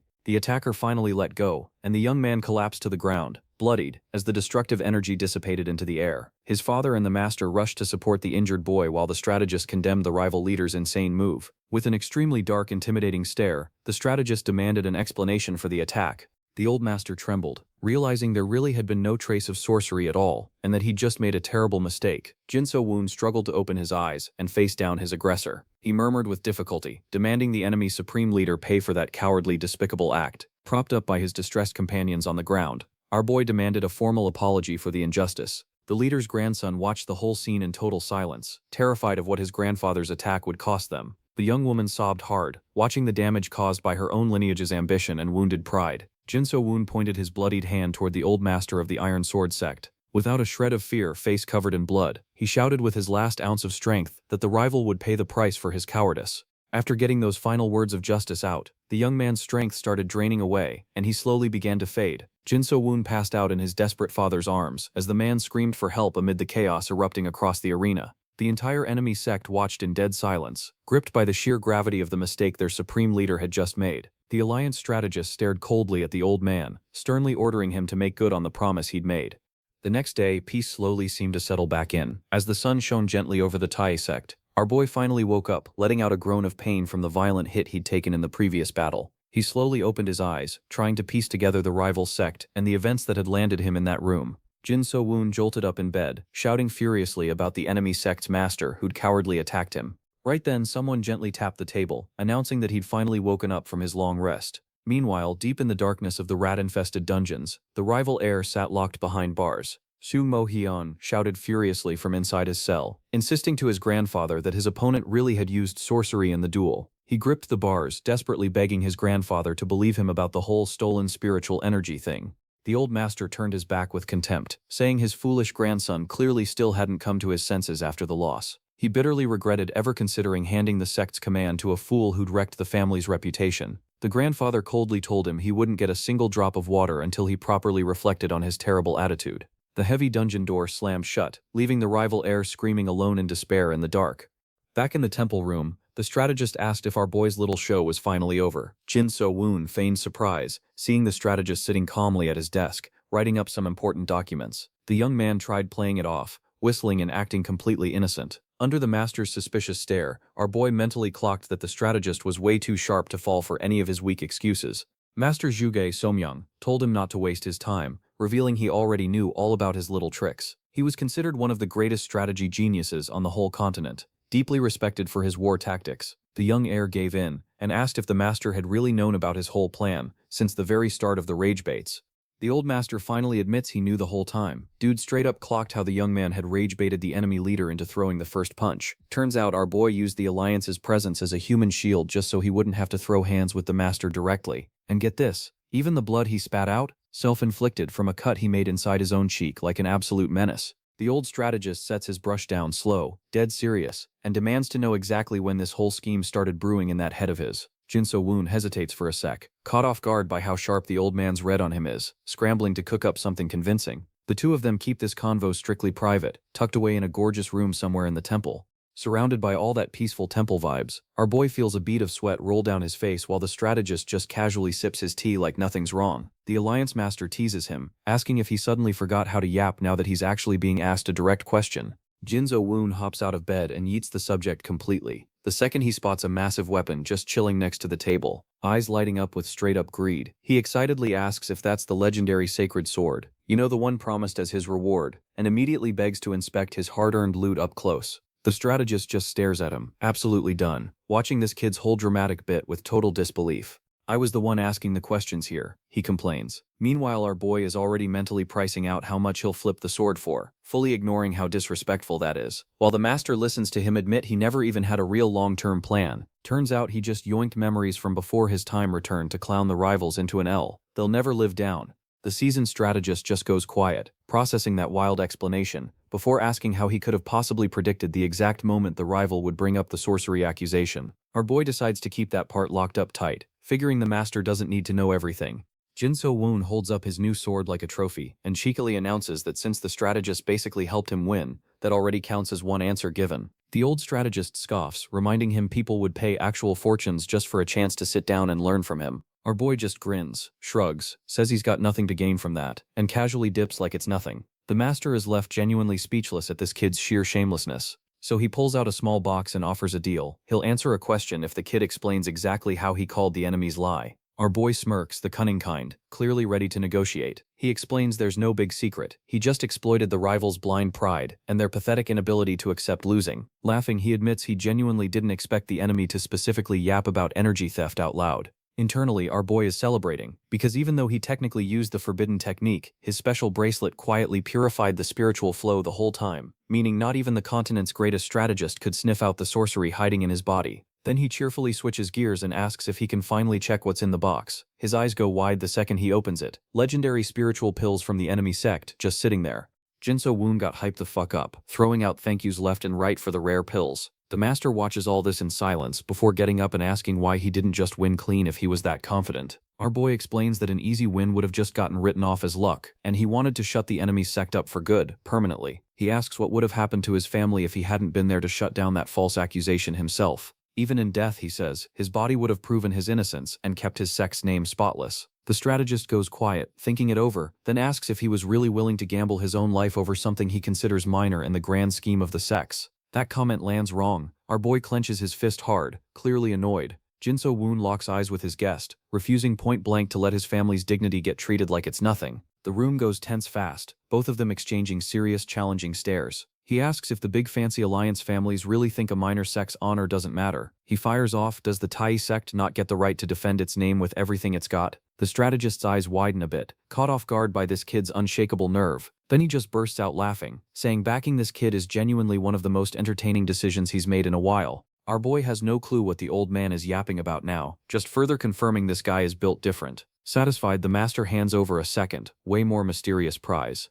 Jinso Woon examines it, curious, until it clicks. This is an admission plaque, and his jaw basically hits the floor once he realizes how insanely valuable this thing is. It's a free pass into the prestigious Murim Academy, letting whoever holds it skip the brutal entrance exam entirely. Gripping it tight, our boy immediately starts thinking about which disciple back home he can send with it. Genuinely moved, he thanks the master, who then drops the catch. After graduation, the kid owes him work in his pavilion of connections. Our boy's whole face drops in horror, remembering the pavilion's infamous rep for overworking employees into the ground. Word on the street from his past life was that people at the Pavilion of 10,000 Dragons work themselves ragged and never even get to settle down. The strategist smiles in this low-key, terrifying way and assures him a spot's already being saved just for him. Our boy is left confused as the old master straight up hops out the window, even though there's a perfectly good door right there. The strategist cackles his way out, telling the kid not to take too long before joining him at the pavilion. Jinso Woon yells after him, desperately trying to stop the man, but it's already too late. That fate is locked in. The old master flies off cheerfully, hyped that the Pavilion of 10,000 Dragons is about to get a lot livelier. The next day, the atmosphere at the Iron Sword Sect's headquarters feels noticeably quieter. Moran watches the last of the guests trickle out of the courtyard, standing under a tree with purple flowers. She sadly replays her grandfather's words in her head, how he threatened to blame everyone if the boy failed to prove his innocence. She remembers his blind fury, how he accused the boy of sorcery without even entertaining the idea that he might lose. She also remembers our boy, bloodied, angrily warning them that cowardice like that comes with a steep price. She recalls shouting out herself, trying to defend her own family's dignity mid-duel. Moran looks away, heavy-hearted, realizing her relative's actions basically torched the clan's reputation. Out of nowhere, Jinso Woon whispers right in her ear, asking what she's doing out here alone, and she straight up screams, completely startled. She spins around, speechless, face to face with our boy, already packed up and ready to leave. Moran stammers, fidgeting with her hands, struggling to find the right words. Eventually, she musters the courage, lowers her head, and says he acted way too recklessly, way too dangerously, during the whole dispute. Jinso Woon looks at her, curious, and asks what exactly she means by reckless. She looks up dead serious and asks why he went that far, risking his own life like that, right in front of every alliance leader watching. She brings up the strategist's own words, questioning if it was even worth it for something he considers so minor. Our boy claps back, asking if she'd rather he just accept the humiliation quietly, head down like a coward. He asks if that's really the kind of submissive behavior she expected out of him during the duel. She panics a little, waving her hands, insisting that's not at all what she meant. Moran looks away and goes quiet, realizing her words might have stung someone who was only ever defending his own honor. She sits with that guilt and shame over her arrogant grandfather's actions for a few long seconds. Heavy-hearted, she lowers her head and offers a genuine apology for everything that happened. She's scared a simple sorry won't cut it, but our boy tells her he gets it, and asks her to lift her head back up. Moran looks up, surprised by how mature and generous he's being about the whole thing. He tells her he accepts her apology specifically because he knows getting one out of the rival leader himself would have been straight up impossible. Moran stammers that she'll try talking to her grandfather to smooth things over, but our boy calmly cuts her off. With a warm smile, he tells her there's no point dragging out this whole cycle of bad blood any longer. Moran looks at him, eyes glassy and bright, clearly moved by how mature and kind he's being. But our boy hoists his new sword up and walks off, advising her to take responsibility by changing the sect from the inside out. Resting the massive blade on his shoulder, he starts walking away slowly, leaving her standing there thinking about what he said. He smiles under the purple flowers, reminding himself that at the end of the day, every sect is part of the same Marim Alliance tree. Moran silently watches him go, genuinely touched by how wise and kind his words were. Our boy walks off under a shower of purple petals from the sacred tree, leaving her thoughtful in the courtyard behind him. She reflects bitterly on her brother's and grandfather's arrogant attitudes from the day before, realizing their refusal to just say a sincere sorry is exactly what caused this whole mess. Trying to keep her dignity together as a clan warrior, Moran quietly wipes her tears. Our boy panics a bit seeing her cry, and jokingly tells her that tears don't really suit a strong swordswoman like her.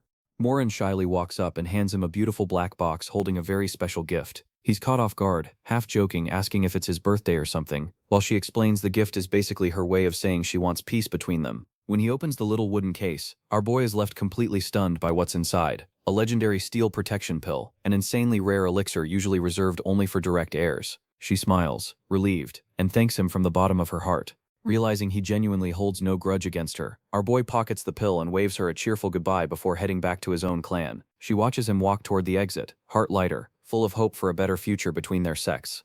The next day, the doors of the Tai sect finally swing open, and the master and disciples all rush out to welcome their heir back like it's a whole homecoming parade. Seeing that her senior is back completely safe and sound, the clan master Jinso Woon's father all gather around, straight up relieved that the kid's bold plan actually worked out perfectly. The younger disciples are literally jumping for joy around their hero, while the master hypes up the whole hall over their great achievement. The leader of the Tai clan cracks a proud smile and admits he legit couldn't even sleep from worrying so much about the duel's danger. He gathers every hall leader and disciple in the central courtyard to celebrate the sect's historic win. The leader reminisces that for 150 years the sect had to eat humiliation in silence because they just didn't have the strength or the skill to fight back. He hypes up the fact that Jinso Woon brilliantly solved what literally none of the clan's grown adults could ever pull off. His father watches the young man with teary eyes, feeling deeply grateful and at the same time, a little ashamed of his own weakness. The sect leader laughs cheerfully, wiping away a tear, and suggests they throw a grand banquet to celebrate. But our boy's father energetically shuts the idea down, yapping about how a banquet would wreck the clan's whole budget.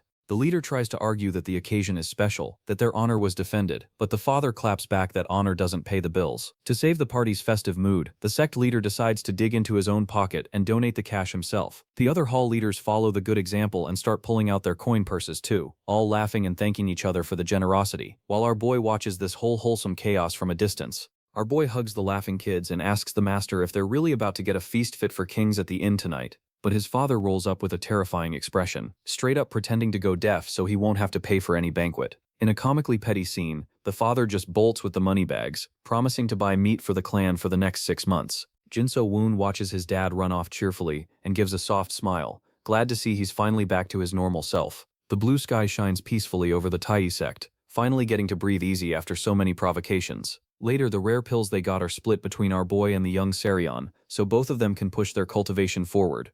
Meanwhile, in a closed room somewhere else, a businessman clacks away at his abacus, calculating the massive profits of his merchant organization. Our boy's father is losing it over the clan's finances, yapping about how refusing 3 ins for 1 pill was a total waste. He remembers the merchant had offered 3 full ins if they'd just hand over the mystical pill to his son.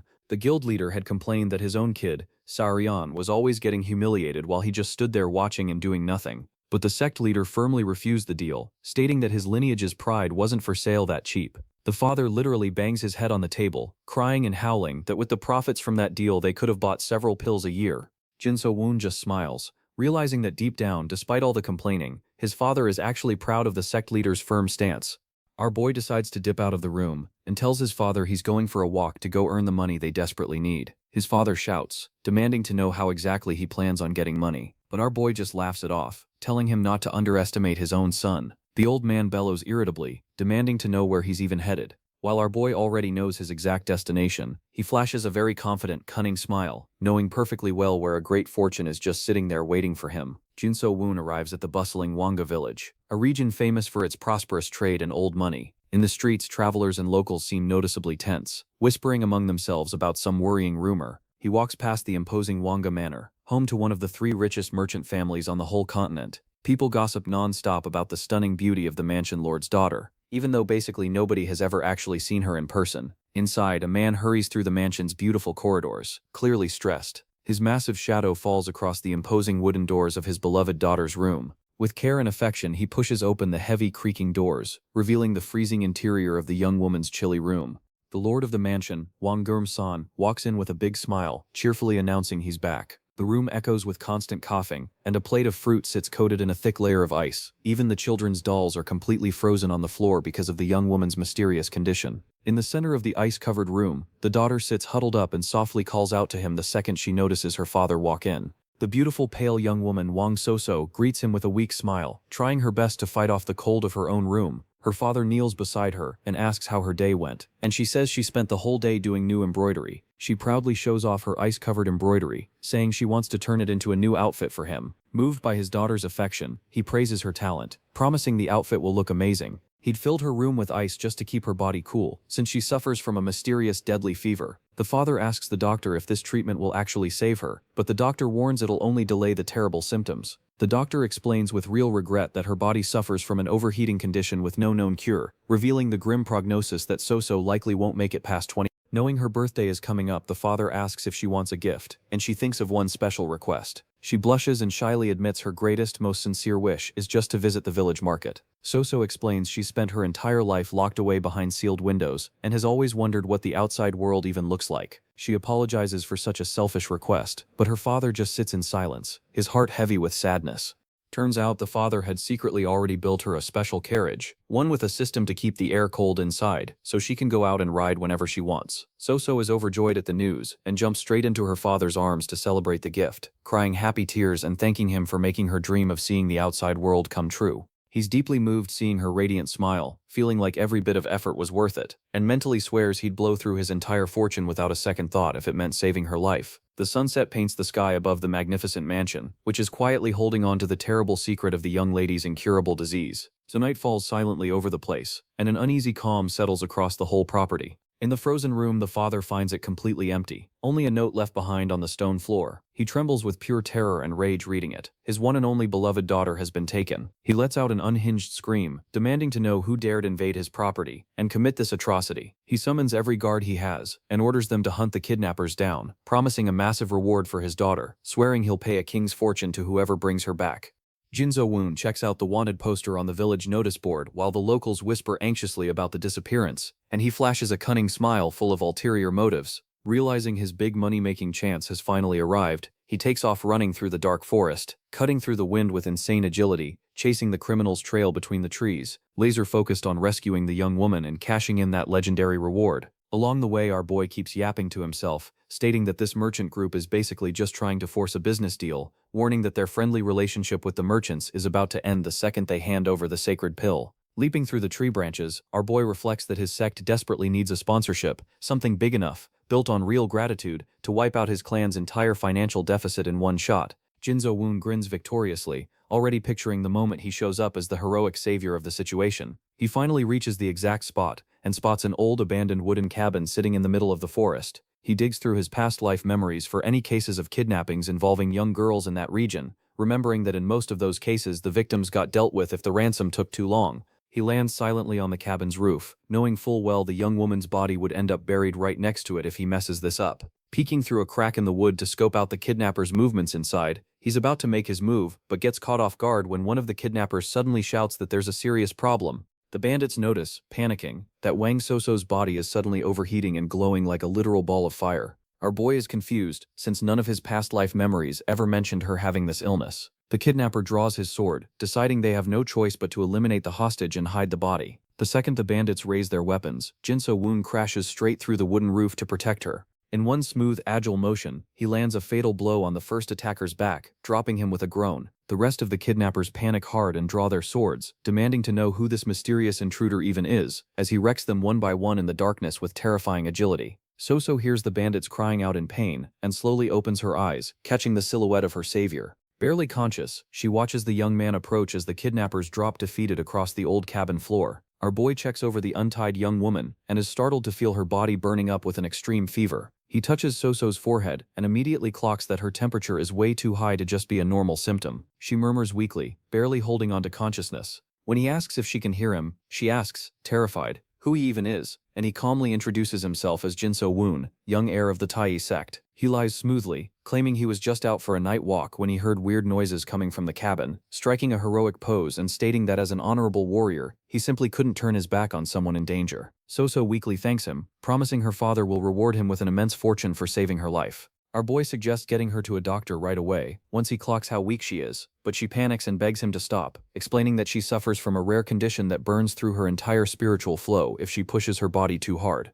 Jinso Woon is intrigued hearing about acupuncture points literally burning up, and tries to dig deeper into what kind of rare disease this even is. He closes his eyes and concentrates, searching his vast past life memory banks for a logical answer. Thanks to his ridiculous memory, he recalls the massive library of medical texts from the Alliance he studied before his return, mentally scrolling through imaginary shelves looking for one specific book about fevers and acupoints. His mental search flies through the ancient traditional medicine scrolls kept by the Murim Alliance, and he's sure there's a record of this exact fever somewhere in there. His mind finally lands on the exact spot where the answer's stored, the Compendium of 10,000 Bottles, a classic medical text detailing rare diseases and their cures. The book states that an extreme fever burning through the acupuncture points can cause irreversible damage across the whole body. The record reveals the condition is known as the solar constitution and can only be managed with cold air. Our boy realizes this isn't some simple common illness, it's a dangerous birth trait. With a serious look, he clocks with real concern that the solar constitution is an anomaly that genuinely has no cure. He remembers that in his past life, the Lord spent his entire fortune searching for Soso and never found her, meaning the kidnappers must have hurt her and hidden her body somewhere. Watching her fade, he suddenly stops and starts wondering if her real problem is actually this solar constitution all along, asking himself if a certain method would even work. As the girl timidly calls out to him from the floor with a serious look, our boy steps closer and addresses her properly as a young lady, revealing he might know a special way to change her constitution and save her life. She turns bright red, left totally speechless by the sudden revelation. The two are left alone in the wooden room while he waits for her answer. Trembling hard, she begs him with everything she's got to just tell her the method already, stating she'd do literally anything to survive, and asking for his help one more time. Startled by how intense her reaction is, he tells her to calm down, saying she shouldn't trust strangers so easily. She explains she knows how to spot someone who genuinely wants to help, especially since he just saved her from the kidnappers. He accepts her reasoning and decides to lay out every important detail before starting the treatment. He tells her about a supreme master from way back who was born with a rare solar constitution, and because of it managed to reach the peak of ice martial arts, but couldn't have children because of it, so she begged a divine doctor to change her body. Turns out this legendary doctor found a way to invert extreme constitutions altogether. He explains the inversion method should work for her too, but warns there's a big catch to the whole process. She'll need to take a specially crafted pill daily, and only cultivate the energy of his sect. She says she doesn't mind at all, since she has zero interest in becoming a martial artist anyway. Her only real wish is to experience simple stuff, like walking with her family, or holding the hand of someone she loves. She cries softly, admitting that just growing old in peace is the only thing she truly wants. He reflects on how none of her family's wealth would mean anything if she couldn't even enjoy everyday life. Our boy agrees to help and starts getting ready to act, when suddenly he clocks that enemies have arrived, leaving her confused by the sudden warning. Before she can even ask what's wrong, he strikes her neck to knock her out, apologizing under his breath while catching her carefully so she doesn't hit the floor hard. He knows it'd be a massive problem if she or her family ever found out his real identity. Outside, several shadowy figures start surrounding the cabin. In the dead of night, the masked leader orders everyone to move in fast and keep the hostage under control, warning nobody should use the clan's sword technique, so their identity stays hidden. But our boy appears on the roof, mocking all of them and casually dropping the name of the noble Namgung clan right in front of everyone. Totally caught off guard, the invaders demand to know who this intruder even is. Our boy climbs down with sword in hand, stating he's just someone here to ruin their whole plan. The leader is furious, knowing they can't leave any witnesses alive to tell the tale. Unbothered, our boy states he already knows exactly who they are, revealing they belong to the merchant group. The masked man freezes hearing his true master's name dropped, wondering how the hell this kid knows so much. Our boy even mocks him further, stating he knows the real reason for the kidnapping was to sabotage the influential Wanga family. With their secret fully blown, the leader unleashes his dark energy to attack, and his henchmen charge in using the notorious forbidden sword technique of the Namgung clan, all at once. Our boy breaks into a wild grin, seeing them fall straight into his trap by using that exact technique. He easily blocks the combined strikes, clearly in total control of the fight the whole time. In a blink he lands a precise hit on one masked man's face, Shocked by his ridiculous agility, they call him a coward while scrambling to defend themselves. He ignores the insults and lands another devastating blow, dropping another opponent onto the cold floor. Our boy mocks their complaints, asking if a whole group ganging up on one guy really has any room to talk. Irritated by the rage baits, one of them pulls out the second form of the powerful sword technique.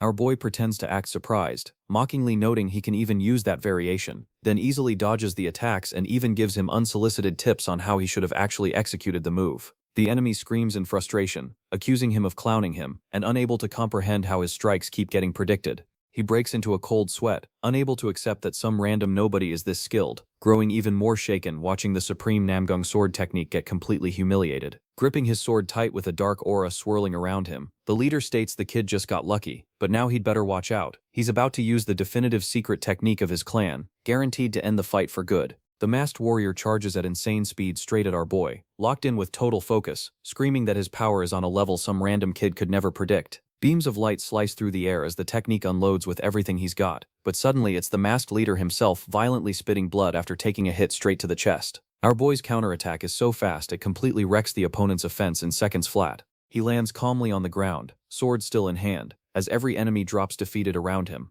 Totally beaten, the leader mumbles from the floor, unable to process how he got outclassed this easily, in shock that his clan's secret technique and pride just got shattered by a total stranger. Our boy mocks his disbelief, asking if he genuinely thought the Namgung sword was invincible, then reveals the Namgung clan doesn't even know a secret counter-formula exists specifically to break their own technique. With the fight over, he sheathes his weapon and heads back to the small cabin under the starry night sky, quietly slipping the wooden door open so he doesn't draw any attention. With the outside threat handled, our boy gets ready to carry out the treatment he promised, flashing a confident smile as he announces he's about to begin the medical procedure to save young Miss So-So. She stays unconscious on the floor while he positions himself beside her to start the healing technique. Silence takes over the forest as the night quietly runs its course around the cabin, until the sun finally rises, lighting everything up and marking the start of a new morning after that wild night. Now awake, So-So timidly fixes her clothes and states she has a very important request to make. Blushing hard, she asks with a gentle look if she can call him Big Brother from now on. Jin So-woon flashed a gentle smile and accepted her sweet request without missing a beat. A few days passed in the old cabin, and with every new sunrise, the girl kept regaining her vitality bit by bit. So-So sat in the lotus position, focused, letting the purified ice energy flow perfectly through her body. Jin So-woon praised her dedication, saying she had real talent and that her body had simply been too fragile to keep up. Through the whole treatment, Jin So-woon had her swallow a bitter pill every single day just to regulate her internal system, and he patiently walked her through the exact recipe so she could brew the pills herself down the line. On top of that, he taught her the Taya breathing technique to flush out whatever toxins were still lingering in her body. Pleased with how things were going, Jin So-woon figured that if she kept this pace up, So-So would live a long, healthy life. Seeing that she'd already learned to manipulate her own energy, he confirmed her training in the cabin was officially done. With smile, our boy told her there was nothing left to teach and asked if she was ready to head home. Excited, the girl agreed, and the two took their first steps out of the old hut, headed for the village. Halfway there, So-So stopped dead in her tracks, hesitating like she'd just remembered something big. Jin So-woon turned around, puzzled, and asked why she'd stopped.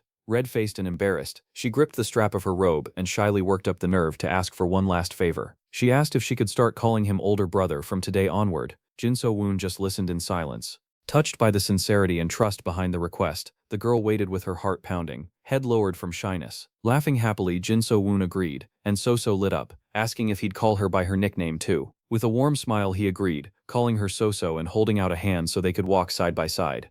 He went to pat her head out of habit, then froze midair, suddenly remembering something. Jin So-woon recalled that Ryan hated when he messed with her hair, so he apologized, blaming it on an old habit. So-So blushed and whispered that, in her case, she didn't mind his affection one bit. Looking up at the clear sky, our boy reminded her that her father was probably losing his mind waiting for her.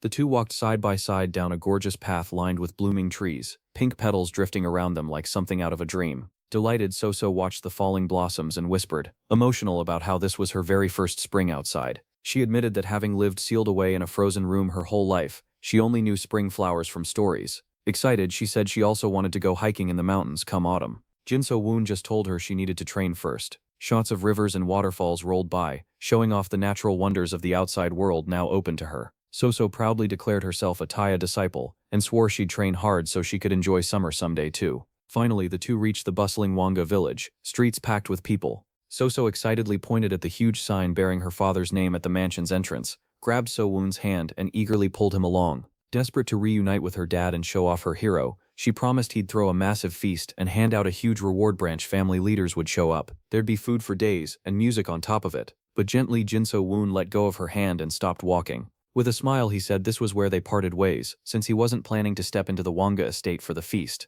The scene cuts to the Namgung clan, where a heated argument was already blowing up in the main hall. Muram's strategist sipped his tea nonchalantly, completely ignoring the annoyed young warrior standing in front of him. Namgung-san raised his voice, demanding the promised special admission pass be handed over for his brother, arguing that his brother had peerless talent among the new generation and deserved a straight answer. The strategist calmly replied that if the brother was really that talented, he'd pass the regular exam without breaking a sweat. Namgung-san clenched his fist and asked if the old man even knew the exam's brutal reputation. Tens of thousands of hopefuls from across the whole continent register, and only 500 ever make it through that ruthless test, the one the whole martial world calls the Hell exam. The strategist explained he'd already given the pass to someone more talented, but Namgung-san refused to accept it, shouting that the chief strategist must have made a serious mistake. The Muram strategist set his cup down with a precise clink. His whole aura went cold as he stared the young man down and asked if he really thought he owed him any explanation for his orders. Crushed under the old man's authority, Namgung-san immediately folded and apologized on the spot.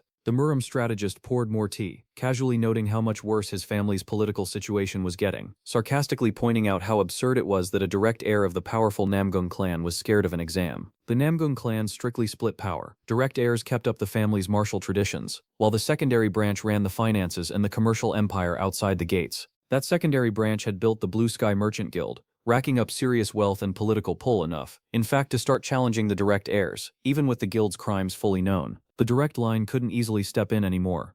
The young man asked if the strategist had a solution, revealing that the clan leader was already scrambling for a way out. The Muram strategist's eyes went wide, learning the patriarch was developing the swordbreaker technique. The old man slammed his fist on the table, furious, warning that building a counter to their own clan's swordsmanship was flat out insane. That technique belonged to the main family too, and using it would wreck everyone. Tea spilled across the wood, a neat little symbol for the self-destructive mess brewing between the branches. Namgung-san gripped his own knee, begging that the pass needed to be used to save the main family's future, then leaned in and asked who'd gotten the direct entry spot. The strategist stayed quiet, thinking of our boy, who'd just taken the recommendation. Back in the village, Soso was heartbroken hearing that their journey together ended right here. She tried reasoning with him, throwing out argument after argument for why he should come into her father's mansion with her. Jinso Woon explained that her disappearance had already caused chaos, and if he showed up with her, it only raised suspicion against him. The girl grabbed his clothes, desperate, promising nothing bad would happen, and begging him not to leave. With tears welling up, she begged for a chance to repay him for saving her life. Jinso Woon gently touched her head and reminded her she'd claimed to be a Taya disciple herself, saying with a smile that gaining a new sect sister was reward enough for him. As he turned to leave, he doubled down on his medical advice, telling her never to skip her daily medicine, then waved happily and wished her a long, healthy, happy life.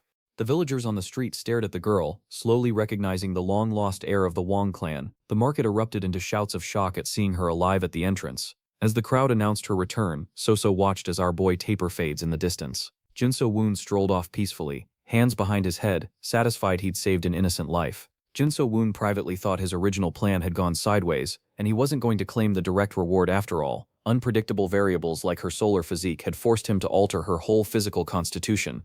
Worst case, the Wang clan might even suspect he'd orchestrated the kidnapping himself just to play the hero. That's exactly why declining the reward and letting her father come find him out of gratitude was the smarter move. He figured if the master was an honorable man, he'd show up to thank the Taya sect in person, though our boy also made a comically terrified face at the thought the guy might just do nothing, telling himself saving lives was reward enough anyway.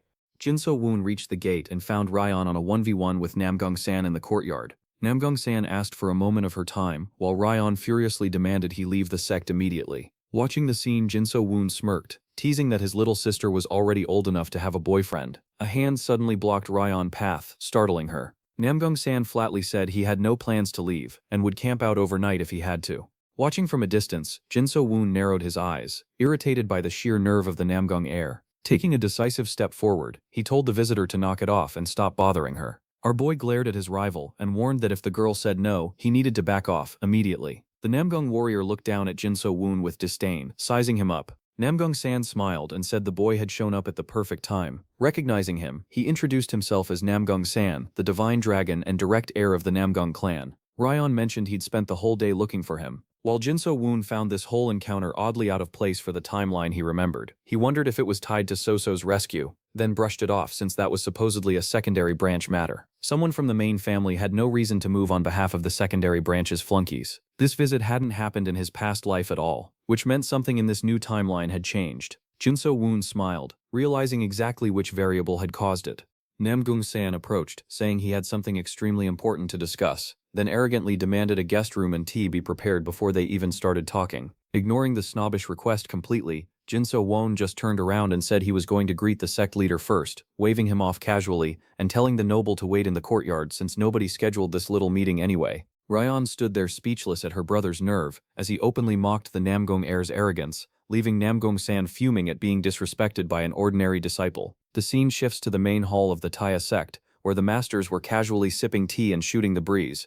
Daddy Jin and sect leader that looks like the male version of Sakura from Naruto were mid-conversation when Jinso Woon walked in and bowed politely, a flawless formal greeting announcing his official return. His father Daddy Jin practically jumped out of his chair, suspiciously asking since when his son had learned manners. The clan leader welcomed him warmly, and Jinso Woon pulled up a chair to sit with the elders. The sect leader calmed Daddy Jin down and greeted the boy, saying it'd been a while since they'd shared tea in peace, then poured him a cup and asked him to walk them through everything that happened during his time away.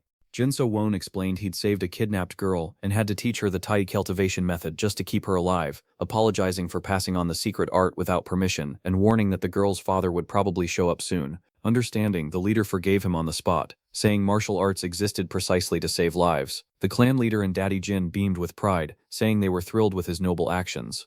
Jinso Woon smiled genuinely, soaking in the approval and unconditional support of his Taya family. Daddy Jin brought up cash rewards, and Jinso Woon teased his own father, calling him greedy and self-serving. Finishing his tea, he stood up, mentioned he had a pending matter in the sect, and politely excused himself, revealing there was an important visitor waiting outside. The leader praised the boy's maturity, while Daddy Jin tried and failed to act modest, grinning like an idiot. Then both men froze, staring at each other in shock, wondering exactly who this mystery guest was. Out in the courtyard, the young disciples were peeking through the window, absolutely starstruck, admiring the famous divine Genesis dragon of the Namgung family, dreaming out loud about being born into a clan that noble and about learning Namgung swordsmanship someday, since only top prodigies ever made it into their academy. Jinso Woon walked in, sat at the table and drank his tea, staring down Namgung-san without a flicker of hesitation. Namgung-san grew visibly irritated by the boy's relaxed posture. Usually people bow to him, privately writing it off as mediocre people flashing their claws out of an inferiority complex whenever they're near someone strong.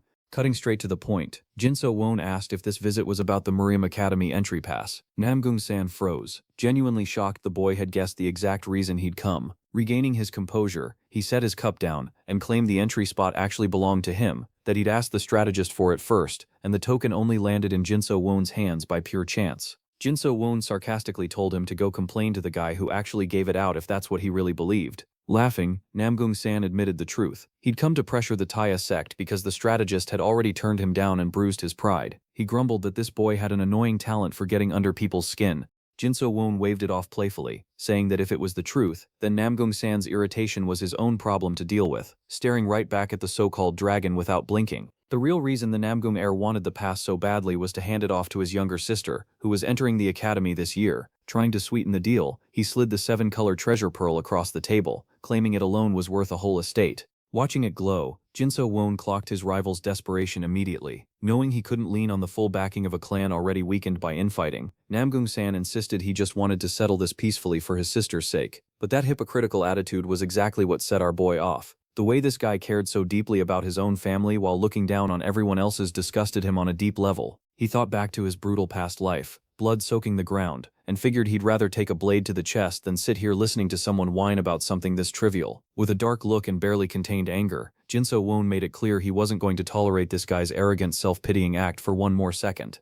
Namgung-san tried to intimidate him next, asking what the martial world would say if word got out that the Taya sect was coveting something belonging to the Namgung clan. Without a shred of fear, Jinso Woon shot back with a challenging smile, telling him to go right ahead and try to drag their name through the mud. Furious at the audacity, Namgung-san asked if he was seriously refusing, and whether the Taya sect could handle the weight of standing against the entire Namgung clan. With a mocking grin, Jinso Woon told him to think real carefully, reminding him that the Iron Sword sect had once tried to stand up to him too, and openly rubbed it in that the Iron Sword sect ended up completely humiliated and destroyed by his own hands. Namgung-san's rage exploded on the spot, demanding how the boy dared compare his noble clan to some low-class sect, his expression twisting dark with real intent to harm. Tension flooded the room as the two glared each other down, the peaceful mood shattering completely. Namgung-san clenched his fist, done talking, and decided to settle this once and for all. Since our boy was so confident in his words, he stood up and challenged Jinso Woon to a duel, with the academy entry pass on the line. Calm, sharp-eyed, Jinso Woon accepted without a second of hesitation,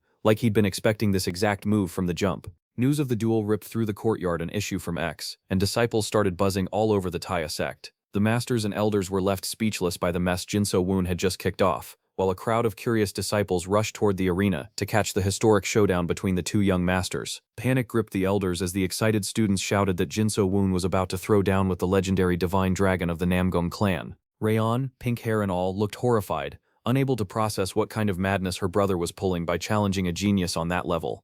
The outer pavilion master rushed over, surprised by the commotion, and found out Jinso Woon and the distinguished visitor had already agreed to 1v1. The young mentor explained the tension between the two had been sky-high from the start, but nobody expected it to escalate into a full duel this fast. The sect's kids started cheering hard for Jinso Woon, showing total faith in the prodigy, while one student tried to bring everyone back to earth, reminding them the opponent was literally the famous hero of the great Namgung clan. The little ones fired right back, pointing out Jinso Woon had already the spoiled brat, and even the feared blood wolf of the Iron Sword sect. Caught up in the hype, the disciples cheered with fists clenched, swearing Jinso Woon would come out on top again, while the elders watched on in silent worry, shouting for him to give it everything he had. Daddy Jin watched anxiously, low-key acknowledging his son's monstrous progress, but also knowing the Taya sect's arts could barely keep pace with the Namgung clans. The two warriors took their spots in the center of the arena, under everyone's watchful eyes, while the masters wondered just what was going through Jinso Woon's head. Before the fight kicked off, Jinso Woon demanded confirmation of the wager. He'd risk his entry spot, and the noble would put up the pearl, the silk, and the clan's divine pill. Namgung-san accepted the conditions, promising to use only the blue sky sword art and cap his internal energy at 30%. The heir drew his blade and warned that even with those self-imposed restrictions, he had zero intention of holding back on the strikes in this duel. Jinso Woon gripped his hilt and gave the signal to begin, holding a firm stance against his opponent's intimidating presence. The whole audience went dead silent, everyone swallowing hard, choking on the suspense as the blades were about to cross. In a flash, one of them charged forward, tearing up the ground and kicking off the confrontation with an insane burst of speed. The two swords collided with unbelievable force, sparks flying, a shockwave rippling across the entire Taya sect courtyard. The second it landed, Namgung-san was visibly rattled by the sheer pressure of the hit, realizing right then that something was seriously off. The two traded swift attacks without giving an inch, energy slashes tearing through the air around the battlefield. Jinso Woon used the opening to mock him, sarcastically pointing out the noble's shocked face now that the fight wasn't going according to plan. The pace turned wild, blades colliding hard, sparks flying everywhere in a genuinely surreal display of skill. Namgung-san was forced to block under serious strain, silently wondering how this kid could possibly be this strong. Jinso Woon pivoted and dropped a brutal strike, leaving the heir stunned at the sheer weight behind the blade of someone who hadn't even hit adulthood yet. The noble gritted his teeth and took the hit, unable to figure out where all that force was even coming from. Without giving his opponent a second to breathe, Jinso Woon seamlessly folded in a quick burst of movement and charged full force to blow open his rival's defense. Namgung-san groaned in pain, getting shoved backward under the relentless pressure. Regaining his footing, he admitted the boy's skill was impressive, but warned, pride clearly wounded, that his luck had just run out. Unleashing the legendary blue sky sword technique, he charged in swift, declaring that miracles don't happen twice. Jinso Woon moved with insane agility and dodged the strike clean, tracking his opponent's blade. The blue aura off Namgung-san's sword glowed ominously as the secret technique lit up the whole battlefield. The blades clashed again with incredible force, another storm of sparks and shockwaves rolling through the courtyard, the impact sending sharp gusts of wind flying in every direction. The two kept trading fierce hits in the center of the arena, showing off an unbelievable level of match strength that had everyone watching in awe. Furious that his technique got blocked, the noble demanded to know what kind of trick a disciple from some minor sect had pulled to stop him. Jinso Woon shot back immediately, mocking him and asking if he was going to keep making the same lame excuses every other opponent made. He asked out loud if the heir just couldn't handle the idea that the Taya sect had warriors on par with the Namgung clan. Gripping his sword tighter, the visitor apologized for the disrespect, but made it clear he flat out couldn't accept the idea of being outmatched. Fueled by wounded pride, he charged again, insisting the Namgung clan simply does not lose in the martial world. The masters and disciples panicked, feeling the noble's hostile intent slam down over the courtyard with real weight, and at the mention of that hostile intent, painful memories from Jinso Woon's past life came flooding back hard. He remembered the dark, bloody days, lying exhausted in the mud under pouring rain, surrounded by corpses and pain, heavy footsteps echoing as enemies advanced without mercy to wipe out every last survivor. As he lay there helpless, an enemy raised a blade over him, ready to deliver the final blow. That tragedy happened back when the Murim alliance kept getting crushed, defeat after defeat against the advancing demonic sect. His squad had been nothing but disposable human shields, a ragtag group of outcasts and forgotten nobodies, known to everyone as the Lesser Justice Squad. Jinso Woon's big secret. In his past life he was the captain who led that doomed group. He lived through the real horror of frontline combat, where every second decided who lived and who got torn apart. Pain, exhaustion, and constant despair were just his daily routine, watching comrades drop dead around him, blood spraying into the air. He fought like a lunatic trying to save the people who trusted him, screaming through the agony, coughing up blood, forced to watch helplessly as death took his closest friends one by one. Kneeling next to the bodies in the middle of the storm, he carried the crushing guilt of failing to protect them. He knew that if he didn't pick his sword back up and fight with absolute fury, the rest of his people would get executed right there on the ground, injured or not, exhausted or not. He faced the enemy with rage-red eyes, turning fear straight into combat power, gripping the hilt of his blood-soaked blade, refusing to fall as long as a single breath remained in his chest.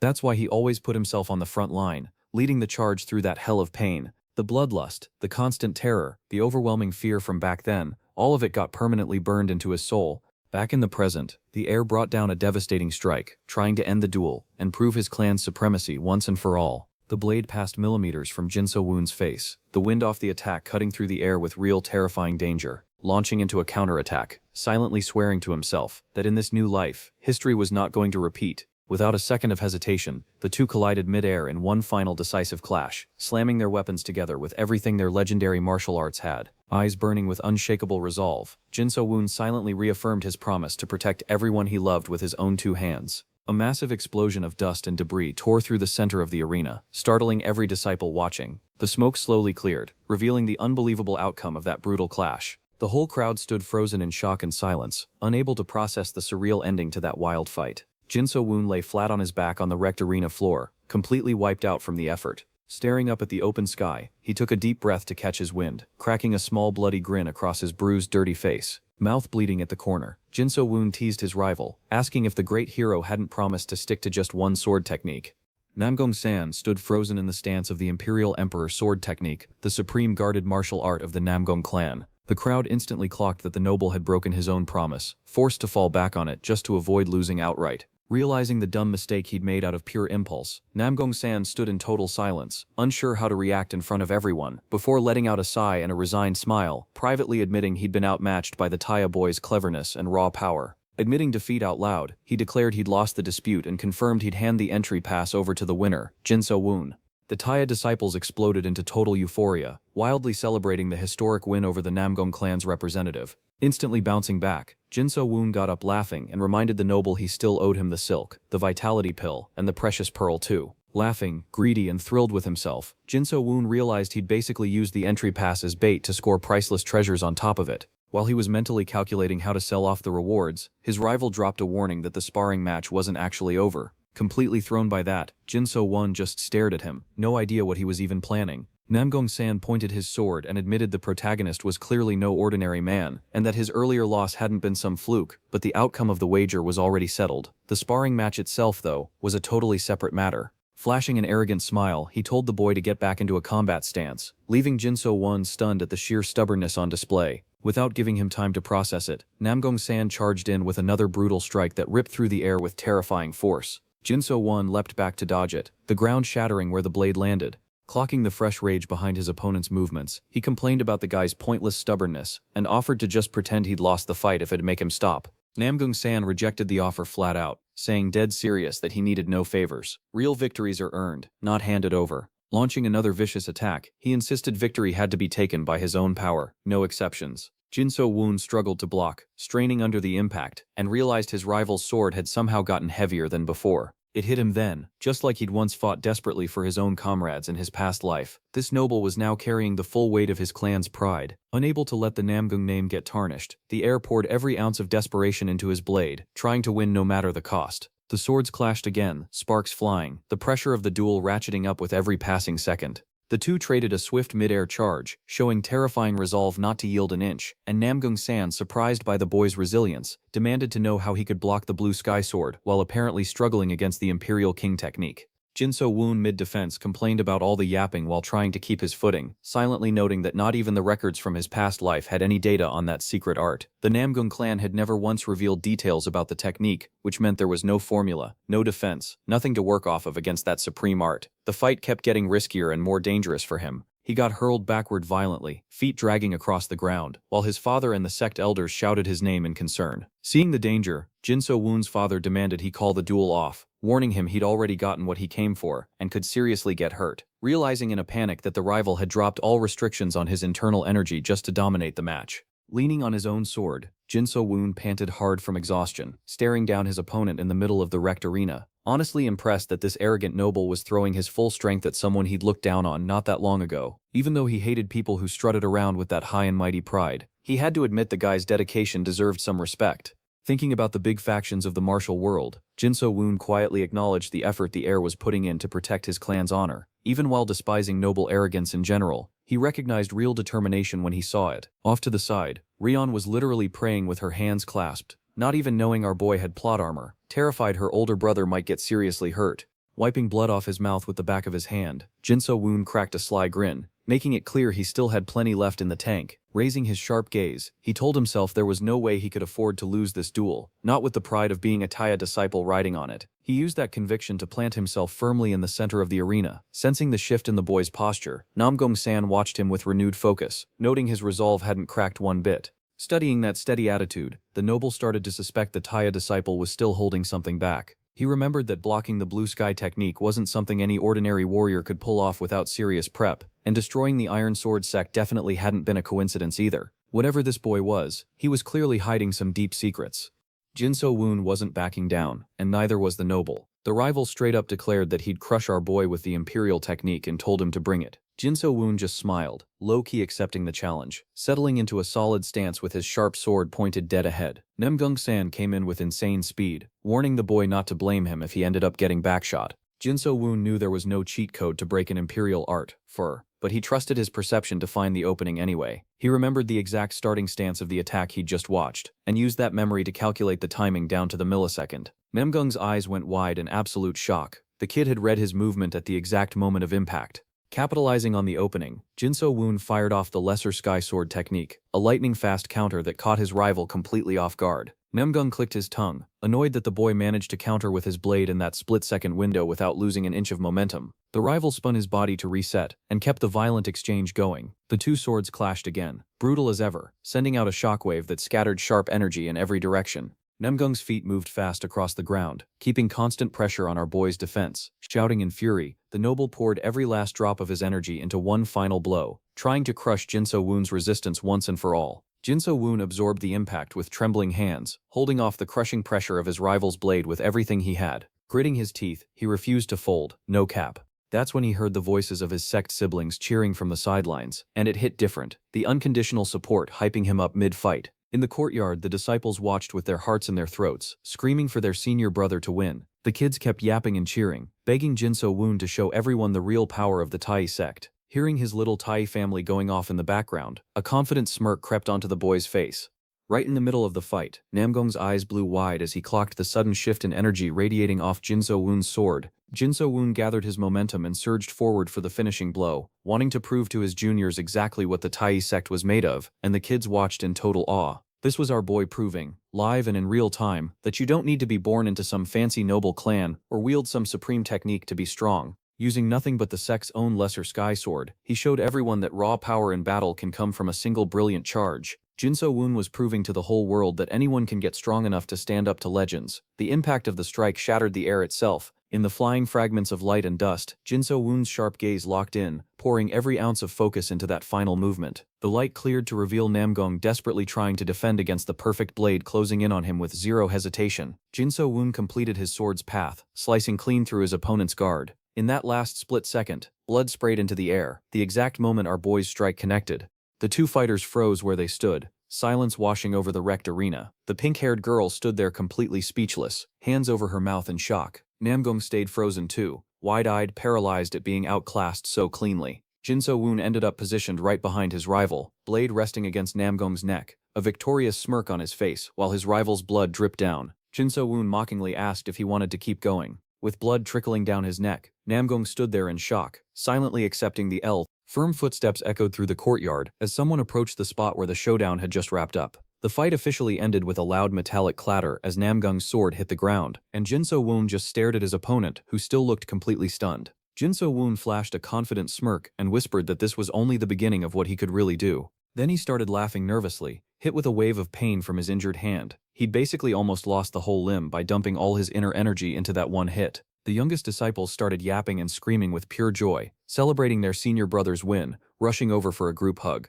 Jin So-woon quickly told them to back off because of the blood, telling them to go grab the sect doctor immediately. The elders watched the whole scene in shock. Honestly, can't believe the level of recklessness our boy just pulled off. Though the sect leader still looked relieved the fight was over, even with how worried he was about the injury. Jin So-woon smiled happily, soaking up the love from his juniors, forgetting the pain for just a second. Namgung, meanwhile, stood in total silence, head down, clearly deep in thought over the defeat he just ate.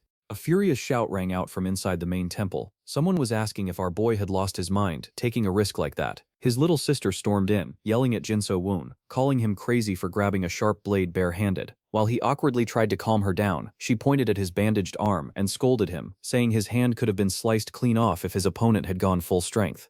The rest of the sect started yapping too, piling on about how irresponsible he'd been, demanding to know the doctor's actual diagnosis. Jin So-woon tried to play it off with an embarrassed smile, while the doctor, dead serious, revealed he'd barely avoided permanent bone damage. That was the last straw for his sister. She lost her patience completely and landed a direct punch right on Jin So-woon's face, yelling that this was not nothing like he claimed. Jin So-woon dropped to the floor in pain, whining about her sudden violence, while the elders just stood there watching without lifting a finger to help him. Lying there on the floor, he noticed the room had gone quiet. The vibe had shifted completely. His sister held back tears and threatened to cut off his hand herself if he ever pulled a stunt like that again. Jin So-woon, caught off guard by how much she genuinely cared, gently told her not to cry, and promised for real this time that he'd be more careful going forward. The sect leader walked up calmly and called Jin So-woon by name.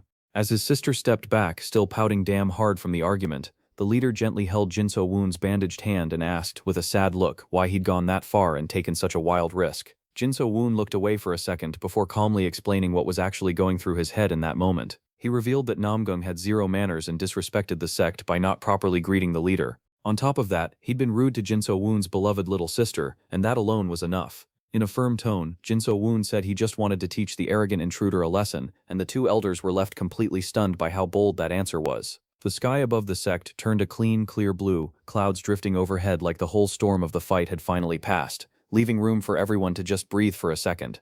Outside, Namgung walked slowly across the stone courtyard, heavy steps carrying him away from the spot where he'd just eaten his biggest L yet. Then, out of nowhere, a furious shout tore through the silence from inside the temple, calling our boy a total fool and startling Namgung where he stood. The elder kept yapping at Jin So-woon, asking what kind of dumb reason made him keep fighting after he'd already secured the win in the wager. With dead serious eyes, Jin So-woon answered that he kept fighting simply because the younger disciples were watching. The elder just stood there speechless, staring at him, processing how heavy that answer actually was. Jin So-woon explained that even if he'd lost a finger, the kids saw the sect's sword pressed right up against a clan hero's neck, and that alone proved their martial arts still had real potential. Instead of growing up jealous, wishing they'd been born into some powerful clan, the younger disciples would now see their own training completely differently. On the ground, the shattered pieces of the practice sword caught the light, reflecting the same resolve now burning in the young disciples' eyes, as they looked at those broken shards with a whole new perspective. Jin So-woon added that now they'd truly believe their sect's own sword could take down even a famous noble clan, and that belief alone was enough to keep everyone pushing forward. The elder scoffed, calling it all nonsense, muttering that the kids were probably just terrified after watching his finger nearly get sliced off. Jin So-woon smiled warmly anyway, saying that if even one disciple out of 100 actually understood the heart of the sect, then losing a finger was a small price to pay. The old man grumbled, calling it meaningless, and turned to walk off, clearly trying to hide the emotion welling up in his chest. Face flushed, eyes glistening, he muttered to himself that Jin So-woon was still just a naive, stubborn kid. As the elder opened the door to leave, he walked straight into Namgung, who was standing patiently in the hallway, and the old man was not ready for that. Caught completely off guard mid-cry, he stared at the visitor in a full panic, scrambling to wipe his tears away. He bolted off shouting in frustration, leaving Namgung standing there utterly confused, no clue what just happened. Right after, the sect leader showed up with a warm smile, welcoming Namgung in for a proper talk. Namgung stepped into the room with clean, respectful posture, and before facing Jin So-woon again, he gave a formal bow, hands joined showing he'd genuinely come to respect the sect, after everything that went down in that duel. Jinso Woon watched this new humbled energy with a calm, quiet gaze, sizing up his former rival, who now carried himself with real dignity. The sect leader smiled knowingly, and said he'd leave the two of them to sort things out privately, politely asking everyone else to clear the room. The sunset painted the sky in orange and gold, wrapping up a day packed with wild moments and setting the stage for a whole new understanding between the two warriors. Sitting across from each other at a wooden table, Namgung laid out the valuable items he'd promised as payment for the wager, honoring his word properly. Then he looked at Jinso Won, genuinely curious, and asked what made him risk his own life and take on such a reckless injury in that fight. Namgung said solemnly that losing to his clan should never be something to be ashamed of, given how the world of martial arts actually works. He added that losing to the Tai sect carried no shame either, but questioned whether the warriors there actually lived up to their own words. Jinso Won locked in, asked what he actually considered shameful, and whether he was just judging the whole world based on big names and raw power. Namgung's eyes widened at the question, his own core beliefs wobbling under the weight of what he'd just heard. Jinso Won's shadow stretched across the wall as he thought about what would happen if his clan's secret techniques just disappeared one day. He said firmly that not having flashy martial arts inside a sect never means the sect has no pride. Namgung, staring at the precious pearl on the table, sat with that, really sitting with the lesson he'd just been handed by his own rival. Namgung agreed with our boy, admitting that Jinso Won had put his own hand, a swordsman's most precious asset, on the line, proving he carried a pride far greater than Namgung's own. Looking up with genuine eyes, he said he hoped to earn Jinso Won's forgiveness for all the disrespect he'd shown earlier. Namgung offered a respectful bow, apologizing for how arrogantly he'd acted in front of the Tai sect. Jinso Won cracked a genuine smile, respecting that his former rival was humble enough to own his mistakes and apologize with real dignity. Jinso Won laughed it off, accepting the apology, and asked Namgung to forgive him too for any disrespect shown during their duel. Both of them bowed to each other at the same time, sealing the peace between their two lines with real mutual respect. The sun dipped behind the mountains, closing out a day full of insane battles and opening the door for the night ahead. Under a full moon lighting up the night sky, a voice suddenly shouted out in total shock from inside the main temple. Someone had just dropped a bomb of an announcement. The elders sat there stunned while the sect leader calmly sipped his tea after casually dropping the news that left the whole room speechless. With total calm, the leader asked how everyone felt about finally making Jinso Won the official chief disciple of the sect.